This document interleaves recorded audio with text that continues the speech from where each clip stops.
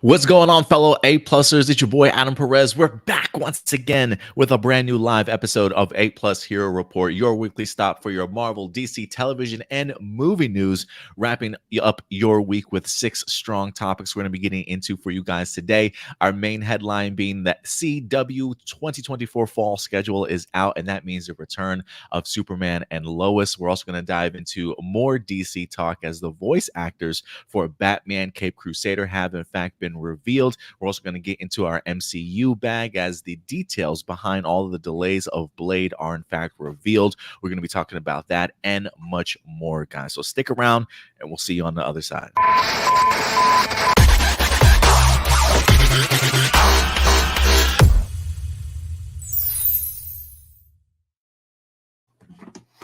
Good afternoon, ladies and gentlemen. Thank you so much for joining us for a brand new episode of A-Plus Hero Report, live for you guys every Sunday.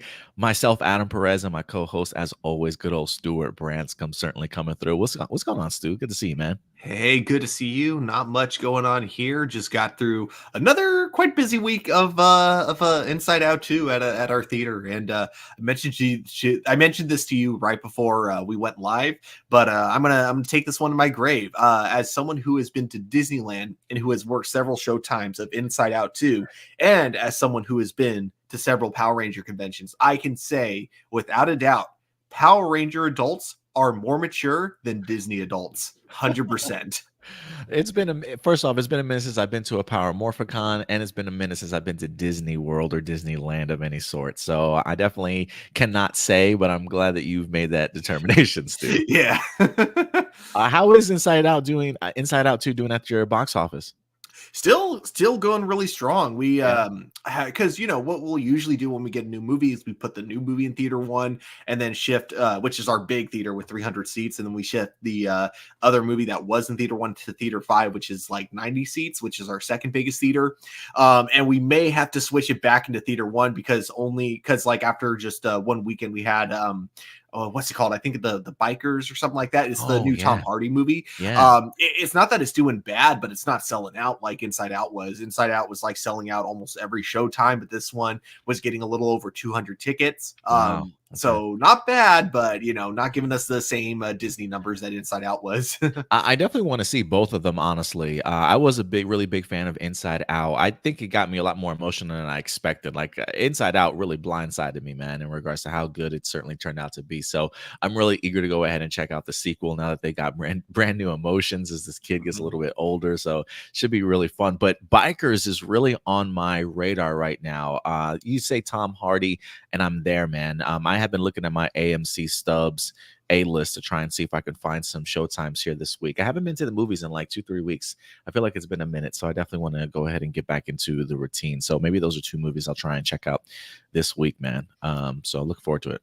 What's sad is same here, even though I work at a movie theater. Last movie I saw in theaters was a few weeks ago. They were replaying Back to the Future 3, so I didn't even see a new movie in theater. Just like, yeah.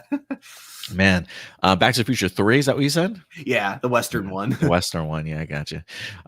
We got 4 people watching us live here today. Thank you guys for certainly checking us out today. Who's in our live chat with us right now? Let's give some shout outs to people that are joining us live. We got Enrique in the house. He said, I saw 2 brand new Kid Choice Awards TV promos during last Friday's premiere of No Time to Spy. He also says, also Marvel's Deadpool and Wolverine and Despicable Me in just days away to release in theaters. And finally, San Diego Comic-Con 2024 is almost here with reveals from upcoming movies and series. I think I'm going to try and attend San Diego Comic-Con 2025 if I can't make it to Star Wars Celebration in Japan. I really want to try and make a push for a trip to Tokyo. It's sad that Star Wars might be the reason to get me out there instead of my brother who lives out there. Homeboy keeps coming to the United States. But me and my family have been trying to get out to Japan. But with there being a convention out there, and if I tell my parents, like, if, and this is a big if if my press passes come through. If I can get press credentials to Star Wars Celebration as I have the past 2 times, I personally would really love to be able to try and make it out there. If not, though, San Diego Comic-Con 2025 is definitely on my radar. I definitely want us to try and attend there if we can. But yeah, looking forward to it. And have you gotten your tickets? I mean, you work at the movie theater, but I was gonna ask, have you gotten your tickets for Deadpool and Wolverine? Do you even need tickets, Stuart? No, I was just gonna watch it the night before it premieres, just to preview it and make sure that the digital copy they sent us isn't corrupt or Isn't anything like working. that. Yeah, That makes sense. That makes so jealous. This is one of the reasons why I've always wanted to work at a movie theater, man. it is one of the benefits. Shout out to Ram Jam for certainly coming through. Also, he says, I just discovered a PS2 game that I've never knew existed called Battle Stadium DON. Dragon Ball, One Piece, and Nataro. It's basically Super Smash Bros. For anime. What? A Wait, on PS2 PlayStation game? 2? Wow. We might have to Dude, Google that one. send me a link to that because I want to check this game out. Do we have to rig? I remember back in the day, in order to play like Japanese imported games on my regular PlayStation, we had to like rig our PlayStation with like some sort of pin or wire to push down a certain button when you close the disc to play like different regions of video games. Since it's a PS2, I am kind of curious, like if you have to trick out your PS2 in order to play, if that's even like a Japanese imported game. I have no idea, but I had never heard of that before. I would assume it's got to be because if that game came to the States, there's no way I wouldn't have heard about it. At least I hope I wouldn't. I would have. Yeah, give us some details, Ram Jam, in the comments if you can, man. Stuart's looking for his next game to play on Twitch, man.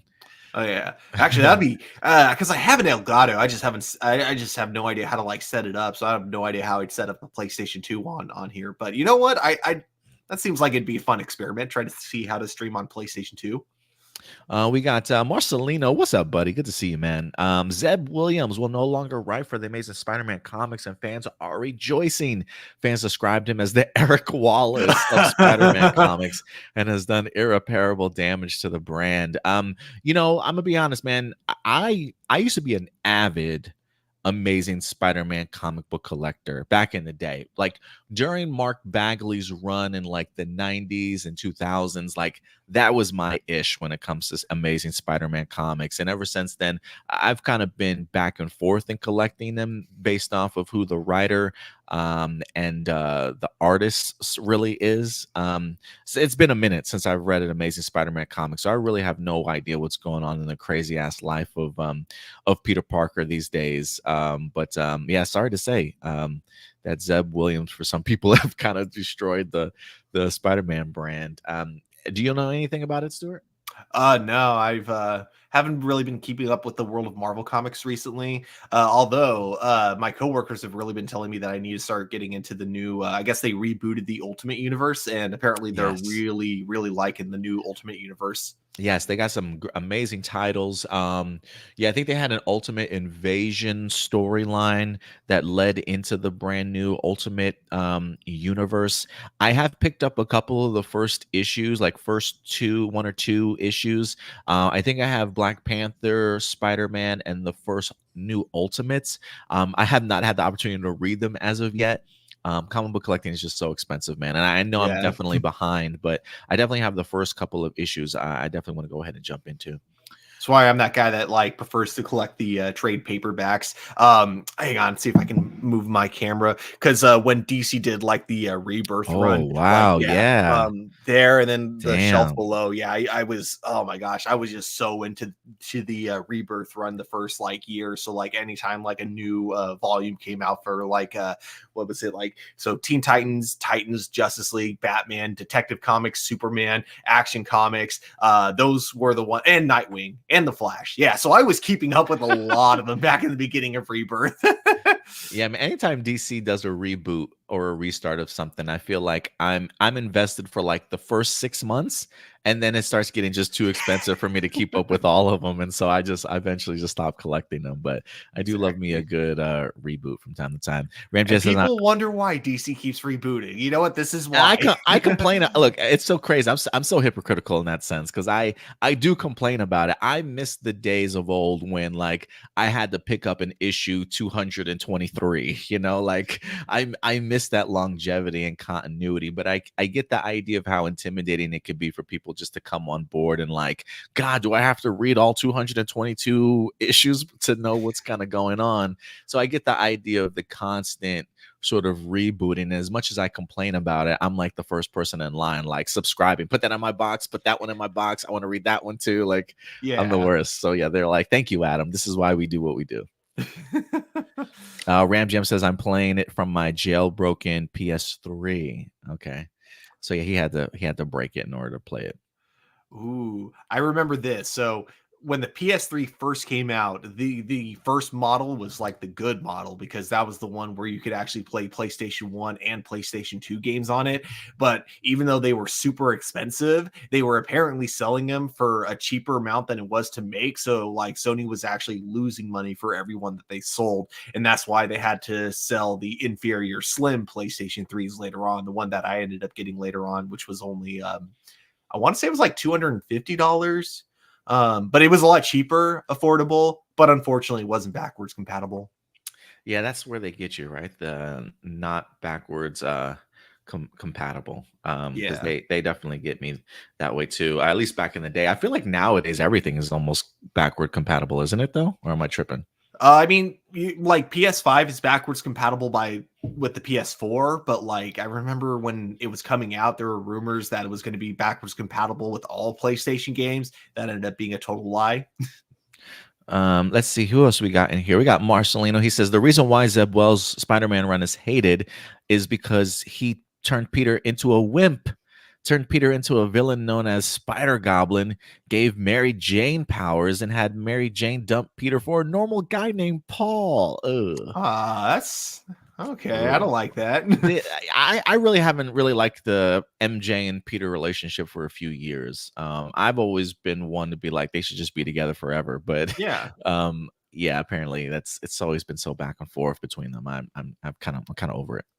For some reason, like Marvel writers are just so against keeping them married and happily together, as if it's like they have this weird idea that if Peter is happy, he'll no longer be a superhero, which feels very much not like his character. I feel like a guy like him could be happy and still know, to do the right thing. And it's like you can still also give him obstacles. Like you can still have drama in his life that goes beyond just marriage and family. Like you can still add that to that kind of stuff, but it's like, come on, guys.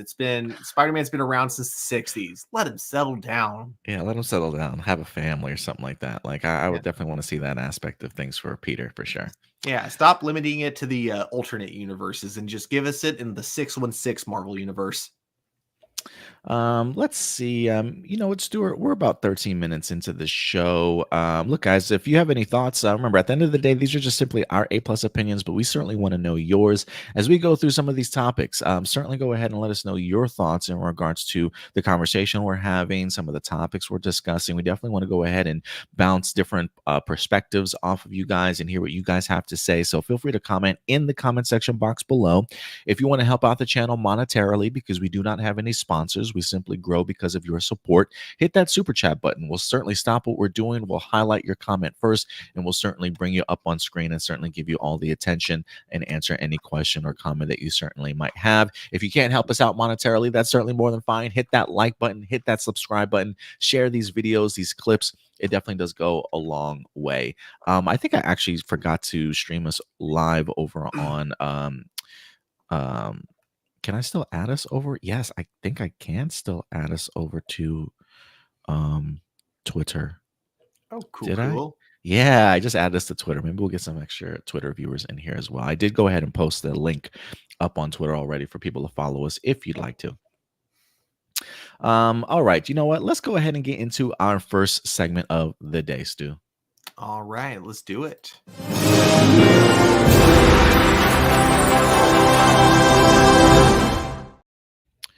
And we're going to get into honorable mentions, ladies and gentlemen. For those of you who are watching this for the very first time, if you don't know what honorable mentions are, pretty much topics that we felt you certainly still deserve to know about that dropped this week that just did not quite make our top six in regards to our top six discussions we're going to get into here rather shortly.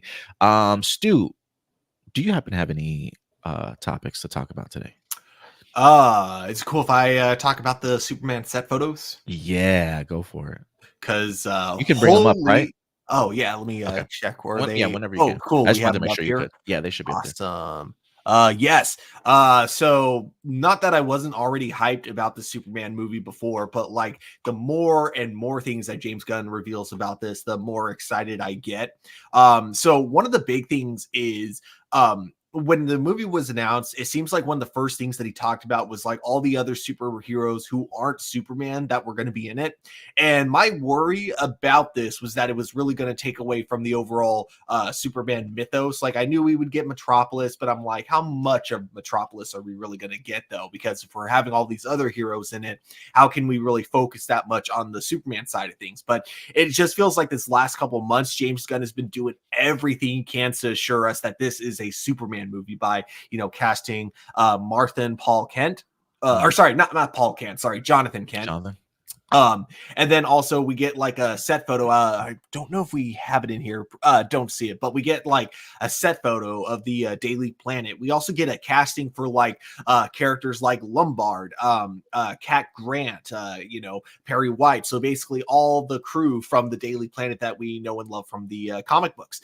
And then we even get some of these. We get some newspaper headlines of Superman, written by not only the Daily Planet, but also the Metropolis Eagle as well. So it's like every concern I've had about this movie in terms of whether or not it would really feel Superman focused or if it was going to feel too much more like a just overall DC movie that just has Superman in it.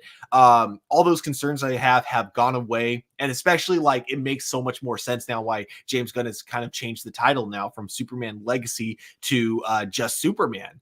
And yeah, seeing these newspaper headlines, I love that we don't get a clear image. It just it just adds to kind of the to the more realism, I guess you could say, of the papers themselves. The fact that they don't look like clear images. And the thing is, too, I don't even know how much of this will actually be in frame. For all we know, when this is actually being shot, they'll be out of focus. We won't be able to see them that well. So the fact that there's this much attention to detail put into something that, is probably not even going to be like the center focus of what we're watching in the overall movie. It really shows that this is a man who loves Superman and really wants this to feel like we're bringing Metropolis to life. Like we're bringing Metropolis and it's going to feel like we're actually there. The Daily Planet, something I love about it is that they're using a real building. They're decorating the outside of the building to make it look like you're entering the Daily Planet. From what I understand, they actually have they've actually shown what the Daily Planet's going to look like in an exterior shot. Like we are going to get the globe on top of it. It's not going to look like a generic building like it did in the Snyderverse. Is going to look like the Daily Planet that you know and love from Metropolis. Everything that we're getting from these set photos is just getting me so much more hyped for this movie. I still nitpicking here. I still don't like the look of the cape. The way it attaches to the costume just doesn't do it for me personally. But you know what? That is a me thing, and I'm sure once I see it in action, I might grow to love it, but we'll have to wait and see on that in that area. But what do you think of these so far? I love it. I personally love it. I love that the world is coming together, honestly. I love the brand new images that we have here. The fact that Superman is out here saving people. Superman saves 22 after or 20 after downtown building collapses. Superman stops MTA rail from running off the tracks. I love seeing Superman just in his heroic fashion. Like, one of the things that I loved about Superman Returns, despite some of the faults that I personally felt it had, I always loved the Superman plane scene when he literally saves people from the plane.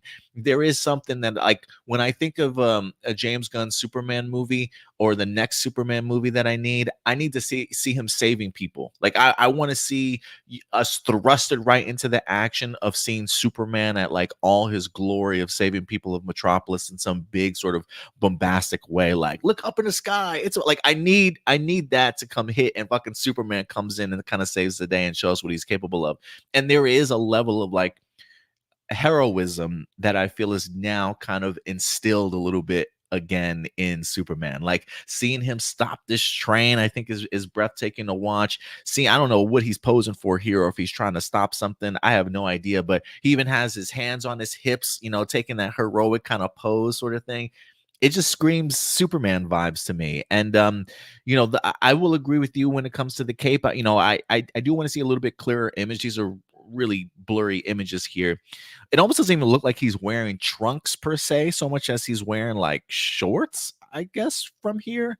So I don't know. I really want to see a full design of this costume of him standing up and posing sort of thing compared to the previous image that we wind up having of him. But I love getting to see this kind of put together a little bit more as set photos continue to leak. And I'm kind of curious if there's going to be more here within the next couple of weeks. I think he's still filming. I don't know if he's filming if this is the Cleveland, Ohio or Cincinnati set that they had mentioned to us a few weeks back or a couple months back. But I'm liking what I'm seeing so far, Stu. I really am.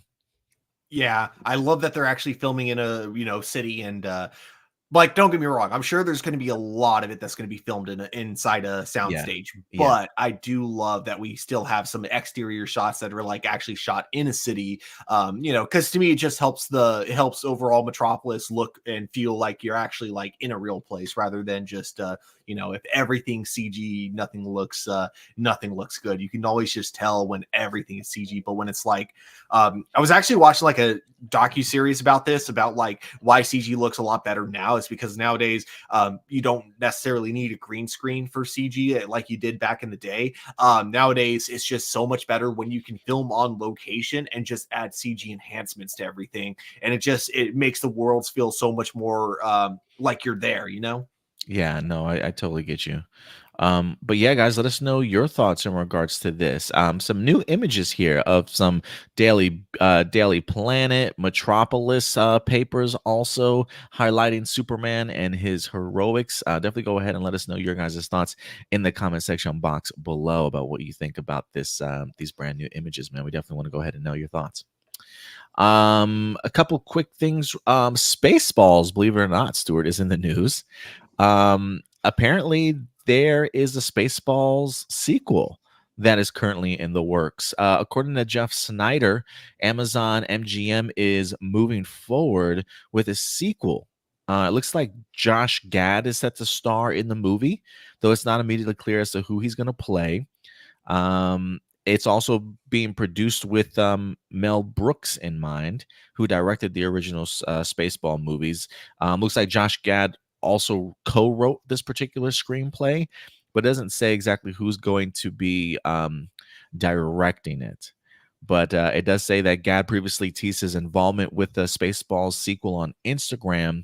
He says, just handed in a film script that I think might be the funniest and best thing I've ever worked on. And I am so freaking excited. So we'll see. But yeah, it looks like movement is happening in regards to a Spaceballs sequel. I don't even recall this being announced earlier. Maybe it's something. Maybe we did bring it up once or twice before, and I just don't remember. I think Spaceballs is just one of those movies that was like perfect for the time period in which it came out, and I just don't know how I don't know how a Spaceballs 2 would do in modern society, but I'm pretty sure I would be curious, like, is he gonna spoof off of the prequels? Is he gonna spoof off of the sequels? Is he are we gonna revisit these characters again from the original Spaceballs? Like, I'm really curious as to the direction this might go. I don't feel like I personally need it, but maybe you do, Stu. How do you feel about it? What jokes can you make that haven't already been made is my concern. Don't get me wrong, I'll see it. I love Mel Brooks, so of course I'm going to watch this when it comes out on Amazon, but I'm not hyped. I don't have any like high expectations for it, but we'll see. I do love Josh. I do like Josh Gad. I don't know if I love the guy, but I definitely enjoy him. I like Josh Gad and his humor. And so maybe he can bring something fresh to it, but it's definitely going to be a big wait and see for me. Yeah. We also did have brand new Deadpool 3 images. Total film dropped some exclusive images here. Deadpool and Wolverine, as we get to see Deadpool's dog here. A great shot of Wolverine. Along with the two of them and some of the characters, which look like this is probably in front of the gigantic Ant-Man helmet set piece that they wind up having here. The dude in the corner on the right. Oh, actually, before I point this out, I gotta shout out a super chat we just got Hey, from what's up, Blossom. Thank Blossom? you so much. She says, sorry I'm late. As for Spaceballs, haven't heard about that since the Goldbergs. Adam's what? Imagine spot with dark helmet was funny. Oh my gosh. Yeah, first Yeah. off, I love the Goldbergs. I haven't watched it in a few seasons, but it makes me laugh just because of the fact that it's like during my years when I was growing up as a kid, so I can easily relate to a lot of some of that stuff. But Goldberg's fantastic. Yeah, I didn't know they had a Spaceballs episode. I definitely need to catch that one for sure. I need to check the show out because my brother sent me a clip It's out of so context funny. where it was like them trying to start a Highlander club, but someone else already had a Highlander club. They're like, there can be only one. And then you had Clancy Brown, the villain from Highlander, like giving like the Highlander speech. And I'm like, okay, I need to watch this show now. Yeah, it's so freaking good, man. Like I had a blast with it. And so if you haven't watched the Goldbergs, do yourselves a favor for sure. Um, Um but as for the image, I was going to ask, oops. bring it back up. The guy on the right, is that the CW Blade? On the right, the guy in the trench coat, it, it because there might was be, a man. CW Blade series. I can't tell Oh, if that's really? him or not. Yeah, Oh, maybe that is him.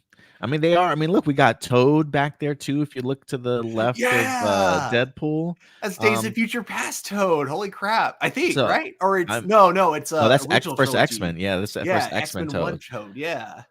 So I mean, that might be Blade, bro. Like oh my gosh, they're having some callbacks. Leave it up to Ryan Reynolds to strike that chord, man. Oh my god, yeah. Fantastic. But yeah, we got some brand new images there. And then last but not least, Thunderbolts has officially wrapped production. The legendary actress Julia Louis Dreyfus sat down with the Happy, Sad, Confused podcast, where she confirmed that the film has finished its production last week. So yeah, she says when you work with these people, you have to sign an NDA every 3.5 seconds, is what the joke the actress. She says, love the production. I got to work with really cool people who we already know are in the film. And she mentions everybody's name. It was pretty dreamy, is what she said. So filming has wrapped for Thunderbolt. So on to post-production. Getting some editing in, some soundtrack added. Maybe I don't know if they would have some additional reshoots at some point in time, but who knows? But I'm glad to see that the main bunch of filming is done. I'm sure after the critical reception of Deadpool and Wolverine or Captain America 4, there's definitely going to be reshoots. Yeah, probably. If anything, hopefully we get some more behind the scenes images from videos from Thunderbolts. I really love what Florence Pugh was able to do with her little brief tease of taking us on the set and whatnot. So hopefully we get back to that a little bit. Mm-hmm. Um, It's why I could never be in a Marvel movie like as an actor because I have a terrible poker face. So if like anyone asked me a very specific question, I wouldn't be able to hide it. Whereas like you got Harrison Ford who's so good at it. Like someone asks him like during an interview, so does this mean we're going to see you as the Red Hulk? And him just being like, what the hell is the Red Hulk? yeah, playing it up like he don't know. But I mean, who knows? Maybe he doesn't. He might not. He might not. But all right, guys, that does it for honorable mentions. And with that out of the way, let's get on to our main topics, man. Are you ready to go ahead and tackle this with me, Stu? Always. Let's do it, man. Actually, I think there might have been hold on, let me just comment real quick. Blossom says, I have a bad poker face all myself, Stuart. So she relates. Marcina says, Spaceballs 2. Really? Parody movies don't have the same charm as they used to. Whenever someone hears a parody movie, they cringe because people's taste in comedy has evolved so much during this. This is devolving. I mean, maybe it is devolving. I mean, Yeah. I definitely find some truth in that for sure, Marcelino. I just don't think they hit as much as they used to.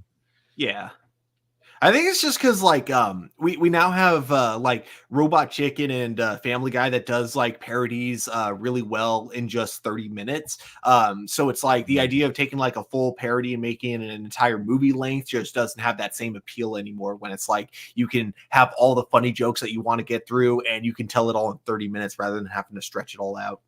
And I also just think that I think we've just gotten way too sensitive these days. You know, I just don't know if fandoms can handle the parodying and the spoofing of their beloved franchises. How You know what I dare you mean? point out a plot hole in this movie I like? Yeah, like I just don't know if we can laugh at ourselves, you know, and laugh at the movies themselves and just enjoy it for what it is anymore, sadly. So yeah. But it's all right. Let's go ahead and get in some of these main topics today, man, because we got some great ones.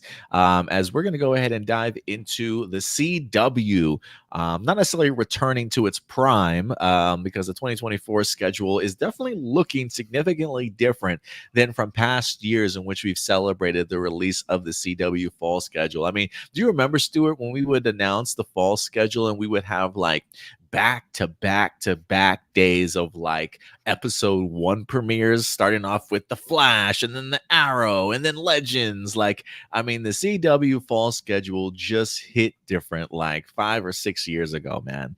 Unfortunately, it is not like that anymore. But trust me when I say there is at least one thing on this fall schedule that I think a lot of us are certainly looking very much forward to, and that is none other than Superman and Lois. That's right, man. Superman and Lois is back for its fourth and final season. Stuart, I know you're really pumped for it. I know a lot of our fans are certainly pumped for it. Hopefully, we'll be bringing you guys a review for the final season as well when it winds up dropping. But let's go ahead and get into these details, Stuart.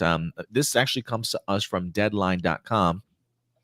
The fall CW premiere date for final season of Superman and Lois, WWE NXT, Sullivan's Crossing, The Chosen, and more. I am not familiar with any of these shows, but I think we're going to learn a little bit more about them here. It says, today the CW announced primetime premiere dates for the fall 2024 season, including the final season of Superman and Lois. Let me see if it has a release date here. It does say the debut of NXT, the return of Sullivan's Crossing, along with the Librarian sequel, and season 4 of The Chosen. The season kicks off with the return of Emmy-winning Inside the NFL on Friday, August 3rd. So that's when their fall schedule truly begins. For you big wrestling fans out there, this is fascinating to me. WWE NXT makes its live CW debut on Tuesday, October 1st. So it's going to begin in a national stage on CW, which should be pretty interesting. As a big wrestling fan myself, I am kind of curious to see how it's going to do on CW. But Superman and Lois returns for its final season with the special 2-hour premiere event. This is going to be dropping Thursday, October 17th. So mark your calendars. Thursday, October 17th. It's going to be from 8 a.m. to 10 p.m. Eastern Pacific time. So yeah, mark your calendars. Which is interesting to me, Stuart, in the sense that this is a shorter season.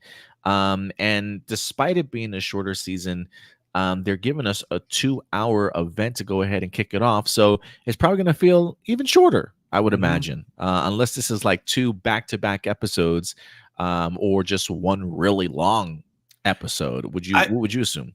That's what I was like wondering too. Is it going to be like an hour or a 2 hour long first episode? Because they did that with the premiere of the series. The first episode, it wasn't 2 hours. It was about like, I want to say like a Like an little hour and a less than an half hour with and a half, like commercials? hour and 20 minutes, I want to say. So I really hope that's what they're doing, because I would love to see like basically a movie length premiere of Superman and Lois. But yeah. So I'm hoping it's the 2 hour episode, but who knows? Who knows? I hope so. I think that'd be pretty epic. They do have some other lineups in here if you guys are interested. But yeah, it looks like October 1st, NXT, October 2nd, Wednesday, Sullivan's Crossing premiere, Jones season premiere. Oh, here we go. October 17th, it says 8 to 9, Superman and Lois season 4 premiere, and then 9 to 10, Superman and Lois original episode. Oh, okay. So that So is, yeah. So it's it'd a 2 be two episodes. episodes. Got Yeah, it. 2 episodes, and then it comes back October 24th at 8 o'clock for its 3rd episode. So there you go, guys. Mark your calendars. Get excited. Stu, for somebody that watches this show, what are you looking forward to the most? Oh man, that's a long question. I really look forward to seeing the way they're going to be developing Lex Luthor, because I thought his premiere was very interesting. It was like they went the entire complete opposite route of the Jesse Eisenberg version of the character, because I would say that this isn't really, at least from what we've seen of him so far, this isn't the direction I personally would have gone with when it comes to Lex Luthor. It's very much a very, very different take on the character, in the same way Jesse Eisenberg was a very, very different take on the character. But it's like a different take in the exact opposite way of Jesse Eisenberg, which I find kind of interesting. So far, I'm liking him because he is definitely a terrifying version of the character, and he's one that is not afraid to like get into Superman's space, which I find really funny. I guess because he knows that Superman, doesn't like harming people, and he kind of uses that to his advantage. I didn't love the writing in the last episode. I think that it definitely felt like they thought that was going to be the last episode, and so therefore they were just trying so hard to like get their version of Lex Luthor, their version of Doomsday in the show before it had a chance to end. So because of that, I think the writing really suffered. So I hope that they can kind of flesh out that previous episode, recontextualize it if they need to make it a little bit better. And then also, I really hope we get to see Jordan getting fleshed out a little more and actually being able to become a superhero. It seemed that they were going in that direction the previous season, but then he kind of let that get to his head just a little bit too much. And I really hope that he's able to mature this season, realize that being a hero isn't about like stopping bad guys, but rather it's about helping people, and it's not about like doing it because you want to be recognized, but rather doing it because it's the right thing to do. Is have How have you liked the new actor that's played him so far? Oh, for Jonathan? For Jonathan. Yeah, I like him. Mannerism wise, he's pretty much exactly like the previous actor. Plays him almost to a T, just like the original actor. They just look very different, and that was like the main thing that like kind of caught me off when the premiere started. But everything else about him, like the way he performs the character, the way he plays it, yeah, no, it's perfect. I think he does it, just as good as the original actor. Nice. Um, yeah, man, I'm eager for it. I still have some catch up to do. Me and the girlfriend really loved the first couple of seasons, but we unfortunately, I don't want to say bailed on it, but there's just so much content to catch up with, man, these days. It's hard to but this is definitely a season, a show that we probably should have stuck around and enjoyed a little bit longer. But I'm excited, man. I hope that this series truly delivers. I'm glad we got your perspective, since you are the one that usually watches it mostly and does a review here for the channel. But hopefully, starting in October, we can get you to do more reviews for this, especially for its final season and less episodes here. But for me, I'm eager for its return. I know a lot of people have been asking for it. This is truly going to be the proper send off for the quasi Arrowverse, if you will. No more of that on CW, as CW really is going to be changing its course in regards to the type of television content that it's certainly going to have. So, I do think that there's always a place for Superman on television. I know that we're going to be having him in Superman from James Gunn's show. So I have a feeling like while they're doing Superman on the big screen, maybe we won't have a Superman show for quite some time. But I personally would still love there to be, even if it's just like an Elseworld sort of kind of setup. But yeah, man, I'm excited for October 17th to certainly get here, and for everybody to certainly enjoy it, because this has been an incredible Superman for it.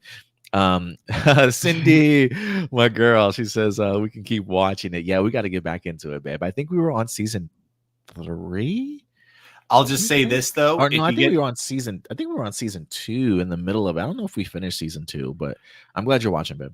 I'll say this though: when you start season 3, make sure you bring tissues. You are going to need them. It gets challenging to get through at a certain point. You'll definitely understand why pretty fast. No, I'm looking forward to it, man. I'm looking forward to it. Because yeah, I definitely want to see how this series ends. We've been doing a rewatch of the House of the Dragon. Ooh, Even though nice. we've started season 2, we're also in the process of doing a rewatch. I think we just finished, or we're in the middle of episode 3 from season 1 yesterday. Just kind of getting caught up because it had been such a long time since we've seen it. But I do plan on eventually doing the Rings of Power before August, so maybe we can fit in Superman and Lois in between there before October comes. I will one. What's up? I will one. He says the actor who played the police captain in Monk would have been an uncanny replacement for Thunderbolt Ross. That's true. Marcelino says, I'm glad that the premiere will be 2 hours, but also angry they didn't put the same love for Arrow, especially when they said that the series finale would be 2 hours long and it wasn't. Yeah, I don't remember how long the 2 hour finale certainly was, but yeah, it's a little bit bummer. I mean, we can't go back and change what happened though, but I get the frustration. But hey, at least we're getting ourselves a good 2 hours of Superman and Lois. Hopefully it comes through. Yep. I will once as a 2 hour premiere sounds superb. I think it's a really great way to go ahead and get the fans excited because didn't last season end in a huge cliffhanger? Oh yeah, really big cliffhanger. Yeah, so this is going to be very hopefully like a movie quality sort of premiere of returning from a huge cliffhanger like that. So I think there's a lot of reasons to get excited for a 2 hour premiere. It's going to be interesting because the budget has been cut like deeply, but Good they've point. also had to do some cuts on the show. So they've basically had to reduce a lot of the main cast into guest stars, and then also they had to. I'm assuming this hasn't been confirmed yet, but I'm assuming that they're probably going to move the show to Metropolis because it'd probably be cheaper to film in Vancouver rather than continuing to use a built set that they have in the Oh, middle of nowhere for like tax purposes. mhm. And then yeah, I'm assuming like we're gonna like not see as many of the cast and then less episodes. So I don't know what the overall visuals of the show are going to look like this season because yeah, with less money, I don't know if they're going to keep that if the same movie quality that the last 3 seasons had is still going to be there. Marcelino also says my bigger issue is that they promoted it as a 2 hour series finale. I think he's talking about Arrow, but it wasn't. If they said the finale would be standard length, people wouldn't be as angry as they were. I barely even remember it, honestly. Or if there was any anger about the idea of the Arrows not being a 2 hour series finale. It's been so long since I've seen it. But yeah, hopefully they won't make the same mistake twice. Yeah. But I'm looking forward to it. I will be curious if the season finale is also 2 hours, though. Oh, I hope so. I want an epic like movie like finale. I don't blame you. I don't blame you. But yeah, guys, let us know your thoughts. October 17th, the return of Superman and Lois for its final season on the CW. Let us know your guys' thoughts in the comment section box below. And with that out of the way, Stu, we will go ahead and dive into more DC talk, this time on the side of the Elseworlds, if you will, for the movie side, but now turning into a television series because we are, in fact, get to revisit the world of the Batman. Matt Reeves went ahead and created a gigantic world with his Robert Pattinson the Batman a few years ago. And ever since then, he's had several sort of spin-offs and ideas in the works that he's wanted to go ahead and do. He had mentioned the Penguin once. I believe there was going to be a Arkham Asylum or a Gotham PD series that I think eventually got turned into an Arkham Asylum that was going to be for his universe, but is now being put together for James Gunn's DCU. It gets a little confusing here.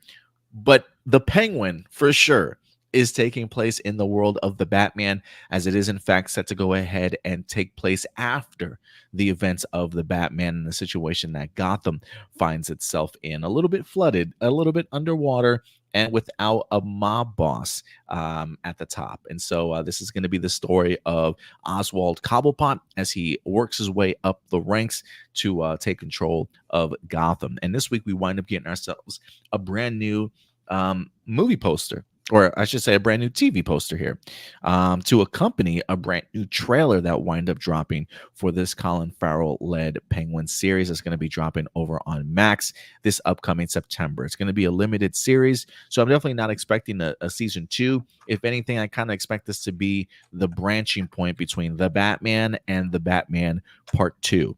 But this was in fact written by Matt Reeves, if I'm not mistaken, and maybe a couple other people as well. But Stu, before we get into this, you did mention that you hadn't had the opportunity to check out the trailer yet, correct? I have not. I was actually planning on watching it this morning before the show, but I totally forgot until you brought it up right before we went live. It's okay. I hadn't had the opportunity to check it out either. I purposefully did not want to watch it until we went live with it. So let's go ahead and pull this up, man, and watch this together. This is on we posted this on our Facebook page.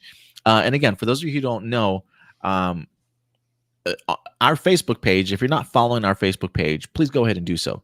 We keep you up to date all throughout the week with brand new information, news, trailers, posters, anything in your favorite fandoms. That's where we drop all our news at. And then from there, we wind up aggregating 6 topics to go ahead and discuss with you here on our show. So we did go ahead and share this from the DC Facebook page on our site. But Stuart, let's go ahead and dive into this, man. Let's see what this is all about. Can I lower this volume just a little bit here? Okay, let's go. I'll be calling the shots.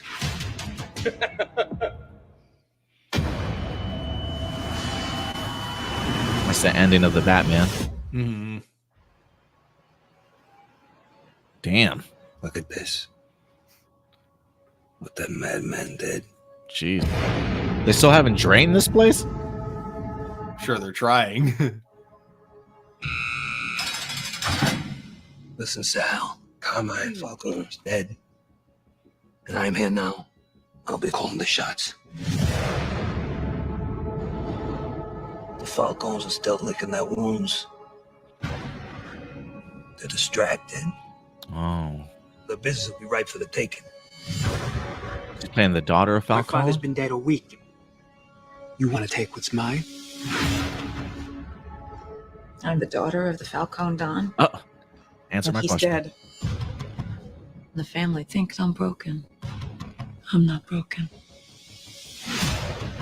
You sure? You and me, kid. We gotta take whatever we decide is ours. Because no one's gonna give it to us. We're not without a fight. Penguin, you work for the family. You will do as you're told. Oh, I love that guy. I refuse to let these old men push me aside again. So I'm going to take from them now. And I'm going to force them to their knees. What is it you're really after, Oz? We're gonna tear down the empire from the inside out. Whoa. You know, Oz, people underestimate you, but not me. I've always known you were capable of more.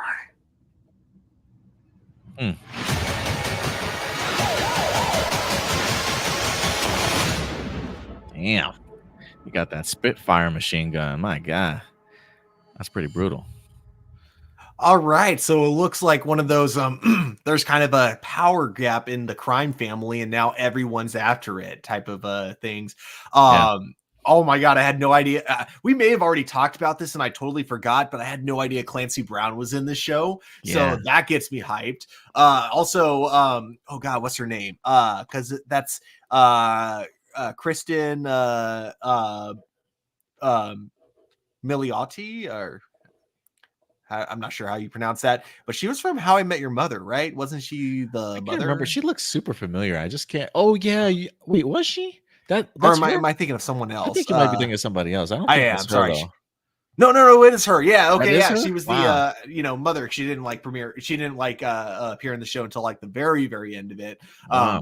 But yeah, that's interesting because I mean, like she was in an episode of Black Mirror and she played that role pretty seriously. But besides that, like I don't think I've seen her in many things that's not a comedy. So that'll be really cool seeing her as like the daughter of Falcone. Yeah.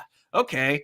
Everything about this looks great. Quality wise, like, you know, it looks straight up like this could actually be released in theaters. Like it looks absolutely fantastic. And yeah, it's like an interesting take on Gotham No Man's Land to an extent, because it looks like you know, Gotham is basically a complete wreck, and I'm assuming there's not going to be that much in terms of you know, authority in terms of like police or anything like that. And it looks like, from the lack of first responders that we see in this trailer, it looks like the world around Gotham City is just like, yeah, they're on Yeah, their F own. it. Yeah.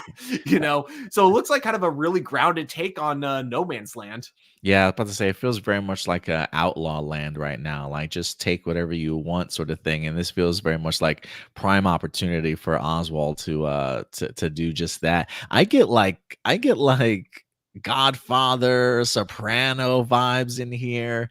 Colin Farrell as Oswald just seems pretty terrifying to me. Like, I think he's gonna absolutely crush this role. Like, it would not surprise me if after this limited series, if he gets nominated for some level of Oscar, along with the makeup crew also, because even I will once said, still can't believe that's Colin Farrell, and me either. Like, I feel like I can tell it's him a little bit more than when I was able to when it comes to the Batman, but still the makeup work is impeccable in here, man. Like, I'm hella impressed with what they were able to come up with for this one. But I'm really looking forward to seeing what this show's gonna bring together here. And like, the aesthetics of what Gotham City looks incredible to me.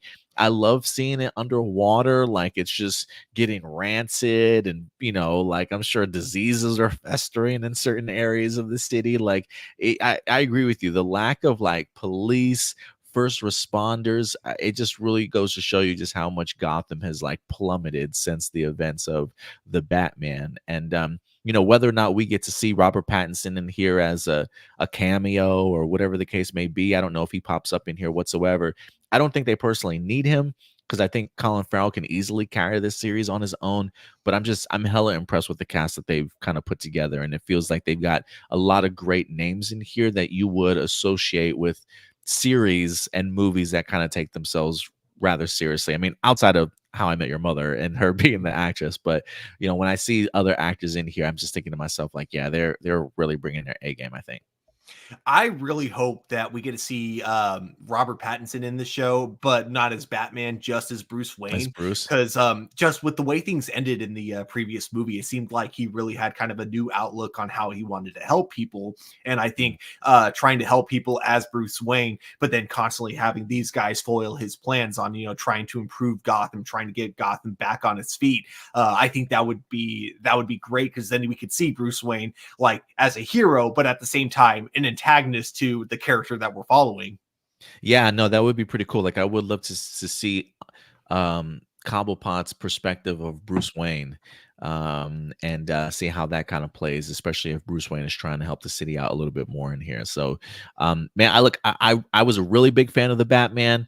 You know, for some people, that's their favorite Batman movie. For me, it might be like my number 2, right behind The Dark Knight still. But Matt Reeves is in his bag. The man knows what he's doing with this character, and I can't wait to see him bring these characters to life and an opportunity for them to really shine. I will I'm gonna once be honest, man. The Batman is my favorite Batman, and Yeah. the one thing that disappointed me about the announcement that James Gunn made about his universe was that the Batman was going to stick as an Elseworld. That is the one thing that disappointed me, is that I kind of wanted to see this version of the Batman in the DC universe, but that's okay. That's okay. This is probably my favorite, like, definitive Batman universe. I got no problem with that. Like, I can easily see the argument for it. Like, the Batman feels like almost the perfect Batman movie, in the sense of like represents what Batman is as a character. But when I think of The Dark Knight, I just think of like overall appeal / action movie sort of thing.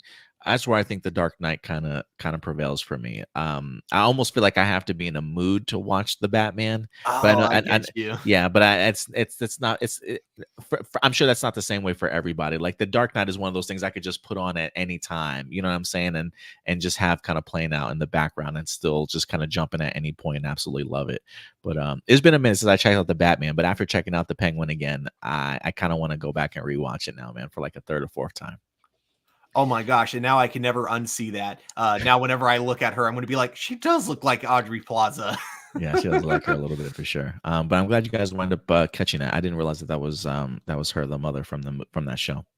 But yeah, guys, let us know your thoughts. What do you guys think of the Penguin trailer that we wind up checking out here today? Are you pumped for it? Are you excited for it? Are you ready to revisit this world of the Batman? Let me know your guys' thoughts in the comment section box below. This might be bad for me to say because I'm going to be reviewing, of course, Superman and Lois, but I think I might actually be a little more hyped for the Penguin than Superman and Lois. Ooh, that's saying a lot, Stu. That's It saying is. a lot. But speaking of Batman and that world, let's move on to our next topic. This one in the more of a animated side of things, as I think we continue to get more and more details for the upcoming Batman Caped Crusader. If you guys recall, a few weeks back, Entertainment Weekly had a huge reveal of the upcoming Batman Cape Crusader. We highlighted it here on our channel, A Plus Hero Report, a few weeks back as well. Go ahead and find that episode if you want to learn further details about it. But this week, Stuart, we wind up getting a huge reveal in regards to the casting, the voice cast for Batman. We got the opportunity to hear his voice personally a little bit. We got the opportunity of some names certainly revealed. And this week, Vanity Fair also went ahead and released a brand new article that really highlighted the reveal of some of these voice actors. Got the opportunity to sit down and talk with them, along with some brand new exclusive images that we're going to go ahead and prepare for you guys today. But first, I think it's important, Stuart, that we listen and hear the voice cast announcement for ourselves. As again, I think this time around they have Batman doing the introduction for these actors. So let's go ahead and dive into this. We're going to go back to our Facebook page here, and let's go ahead and see who's going to be a part of this series. In Gotham, a mask can hold the power to hide who you are or create who you are. But the time has come to shed our masks and unveil the heroes and villains of Batman, Caped Crusader. McKenna Grace, Toby Stevens, Reed Scott, Dan Donahue, Gary Anthony Williams, Jason Watkins, John DiMaggio, Crystal Joy Brown, Michelle Bonilla, Eric Morgan Stewart, Tom Kenny, Minnie Driver, Diedrich Bader, Jamie Chung, Christina Ricci, and I'm Hamish Linklater. I am Batman.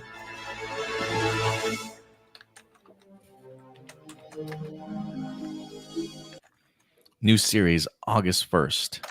I'm just going to leave that up here real quick here. Look, I'm going to be honest, Stu. Mm-hmm. I think his voice has to grow on me a little bit. And I say that with all due respect. I got no problem with it, but it's not Kevin Conroy.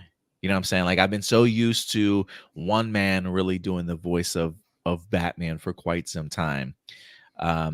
Maybe just the idea of hearing this man just say a bunch of people's names. Just is like, maybe I got to actually hear him in the animated series. And when he talks opposite, Alfred or any of these other characters a little bit, I'm sure they probably did a ton of casting for, or at least auditions for the Batman role, for the voice. I'm sure they probably went through thousands of people, to be quite honest with you. So I'm definitely eager to give this guy a shot and an opportunity. It just feels a little bit off for me, simply because of the fact that it's not Kevin Conroy. And I think for me personally, as a fan, that's just one hurdle I personally am going to have to kind of get over. But I do think that maybe also based off of the fact that I think they said this is taking place in the 1920s, right? Like a new set period piece. The idea of him sounding different certainly makes sense. And the way that you have your voice sound, or the tones or the afflictions in your voice sort of thing, maybe hit a little bit differently if you're trying to go to that 1920s noir sort of type of feel sort of thing. So definitely going to give him an opportunity for sure. I hope he kills it. But it's still me having to get used to it. What about you though, Stuart, from first impressions? I'm so glad you said that first because I'm going to be totally honest. This feels less like a Batman voice and more like a teenager trying to do an old man voice. um, and I think looking at his IMDb page, the problem I don't see him at I don't think this guy's a voice actor. Like, this is the problem that a lot of Hollywood movies have is that they'll hire actors because they want the name on the credits rather than the actual like people who could probably be capable of putting on like certain voices for a character. So again, I'll be fair. I want to wait and see if this voice grows on me. But as of now, I am just not feeling it, if I'm being honest. But just because I'm not feeling the voice for Batman does not mean I have anything against the other characters who have been announced, at least the other voice actors that have been announced so far. Because we actually have a Batman voice that he announced who, what is his name? Diedrich Bader, who has voiced many different versions of Batman over the years. In fact, I think he was Batman in the Brave and the Bold cartoon, if I'm not mistaken. Nice. He's going to be playing Harvey Dent, which I think is going to be kind of a really cool casting. So I do think that there's a lot of potential with this overall cast. Not the biggest fan of Batman, though, if I'm being honest. But again, like you, I want to wait and see. Yeah, McKenna Grace being the first name revealed was surprising to me, just because literally I just came back from Fan Expo Dallas 2 weeks ago, and she was a host. She was a celebrity there. They had a whole panel about her, sort of thing, and I'm kicking myself in the ass because I'm like, had I known that she was going to be a voice actor in here, I would have asked her about her time, recording for the Batman Cape Crusader. So I feel like it was a missed opportunity. I wish I had gotten this announcement a couple of weeks ago. I'm a huge Christina Ricci fan, so anytime you mention Christina Ricci, I'm eager to kind of see what she does. And Jamie Chang, I can't remember her name. We'll talk a little bit more about her in Vanity Fair, but because her name comes up in the article, but she definitely caught me by surprise too. Blossom says he ain't Kevin Conroy, but he ain't bad. So she looks like she's going to certainly give him a shot. Marcelino says, check out Jason O'Mara's Batman he did for the animated DC movies. He did a pretty good job. I will almost say he's better than Kevin Conroy. Almost. Almost. So he does hyphenate that a little bit. But yeah, and again, I think there is something about the idea of them having past Batman do their voice, but still deciding to go with somebody else. Because I agree, I think Jason O'Mara is absolutely great, and I'm sure some fans that have seen his voice work will probably be like, well, why didn't they just go with him? He's a great Batman, sort of thing. But I really do think it's got something to do with just the time period. And I think when you got people like Matt Reeves, J.J. Abrams, Bruce Timm, all kind of working on this, you probably want somebody's voice that maybe hits a little bit differently. And so maybe especially for the time period. So we'll see how it winds up coming together here. But yeah, definitely a wait and see. Definitely not a great first impression for me, but it's not to say I don't think he's capable of not doing a good job. I just need to hear more of him. So we'll see how that turns out. But let's go and actually dive into the Vanity Fair article. What were we going to say also, Stu? I was going to say, before we do that, there is a bunch of compliments I do have to give, even though it was only a teaser and we didn't see much of the actual animation. We did get to see like kind of the tone being set from both the music and from kind of like the buildings. And I love it because not only does it give me the vibe of Batman the Animated Series, but the music really gives me that vibe of that 30s Superman cartoon, like kind of mini run that they had back in the day, which was the cartoon that later would inspire Batman the Animated Series. So I do love how it is all kind of coming full circle again. Like it feels like we're kind of going back to that like really old school art style. And especially again with the music really setting the tone for what we can see in the series going forward. Yeah, I would agree with you. I think there was a lot of other great things happening in that little voice actor announcement for sure. And I really like the logo design. I think the logo design looks pretty badass too. So yeah. But let's go ahead And yeah, I do agree with this. I do like that they're going with a new voice actor, a new voice for Batman, rather than giving playing it safe and going with someone who they knew would work. And I'm hoping, like you, I'm hoping that this voice grows on me over time. Yeah, absolutely. But let's go into the Vanity Fair. It says, meet the new voices of Batman, Harley Quinn, and Catwoman exclusive. They also did provide us with some brand new images for you guys also. So let's go ahead and pull those up while we read a little bit. So it says, Batman Cape Crusader has done such a thorough job of keeping the identities of the actors who voice its new heroes and villains under wraps that the performers themselves sometimes didn't even know who their co-stars were. Jamie Chung says, I have a question for you. Who plays Bruce? Is what she says. After discussing her ominous new version of Harley Quinn, she says, I feel like you have more information than I do, is what she says to the Vanity Fair reporter. She says the actors recording their lines separately, in part because that early part of the production process of the show took place at the end of the pandemic lockdowns. Although they've all seen the finished episode, no one knows who plays whom, and Vanity Fair is set to go ahead and clear that smoke. Here's the answer to Jamie Chung. So again, Jamie Chung is the one that's going to be playing Harley Quinn. She's going to be doing the voice for Harley. And here's the answer to Chung's questions. Hamish Linklater, the terrifying priest from Midnight Mass, Abraham Lincoln in the recent Manhunt series, and one of the doom-predicting traitors from The Big Short will play the new Bruce Wayne and Batman. And I think they even have some of the face reveals here. To the very far right is Jamie Chung, who's going to be doing the voice of Harley Quinn. To the very far left, Hamish Linklater. He says... he says, and he had difficulty keeping it a secret, at least from his children. He says, I never knew in a million bajillion years imagine that I would actually get the part. Not only had I never been cast to do voiceover work before this, but also it's Batman. You don't go from zero to Mount Olympus, Linklater says. Then I got the call and I screamed so loud. I just ran and grabbed my kids and I was just like, Dad's Batman. Like he spilled the beans to his kids immediately.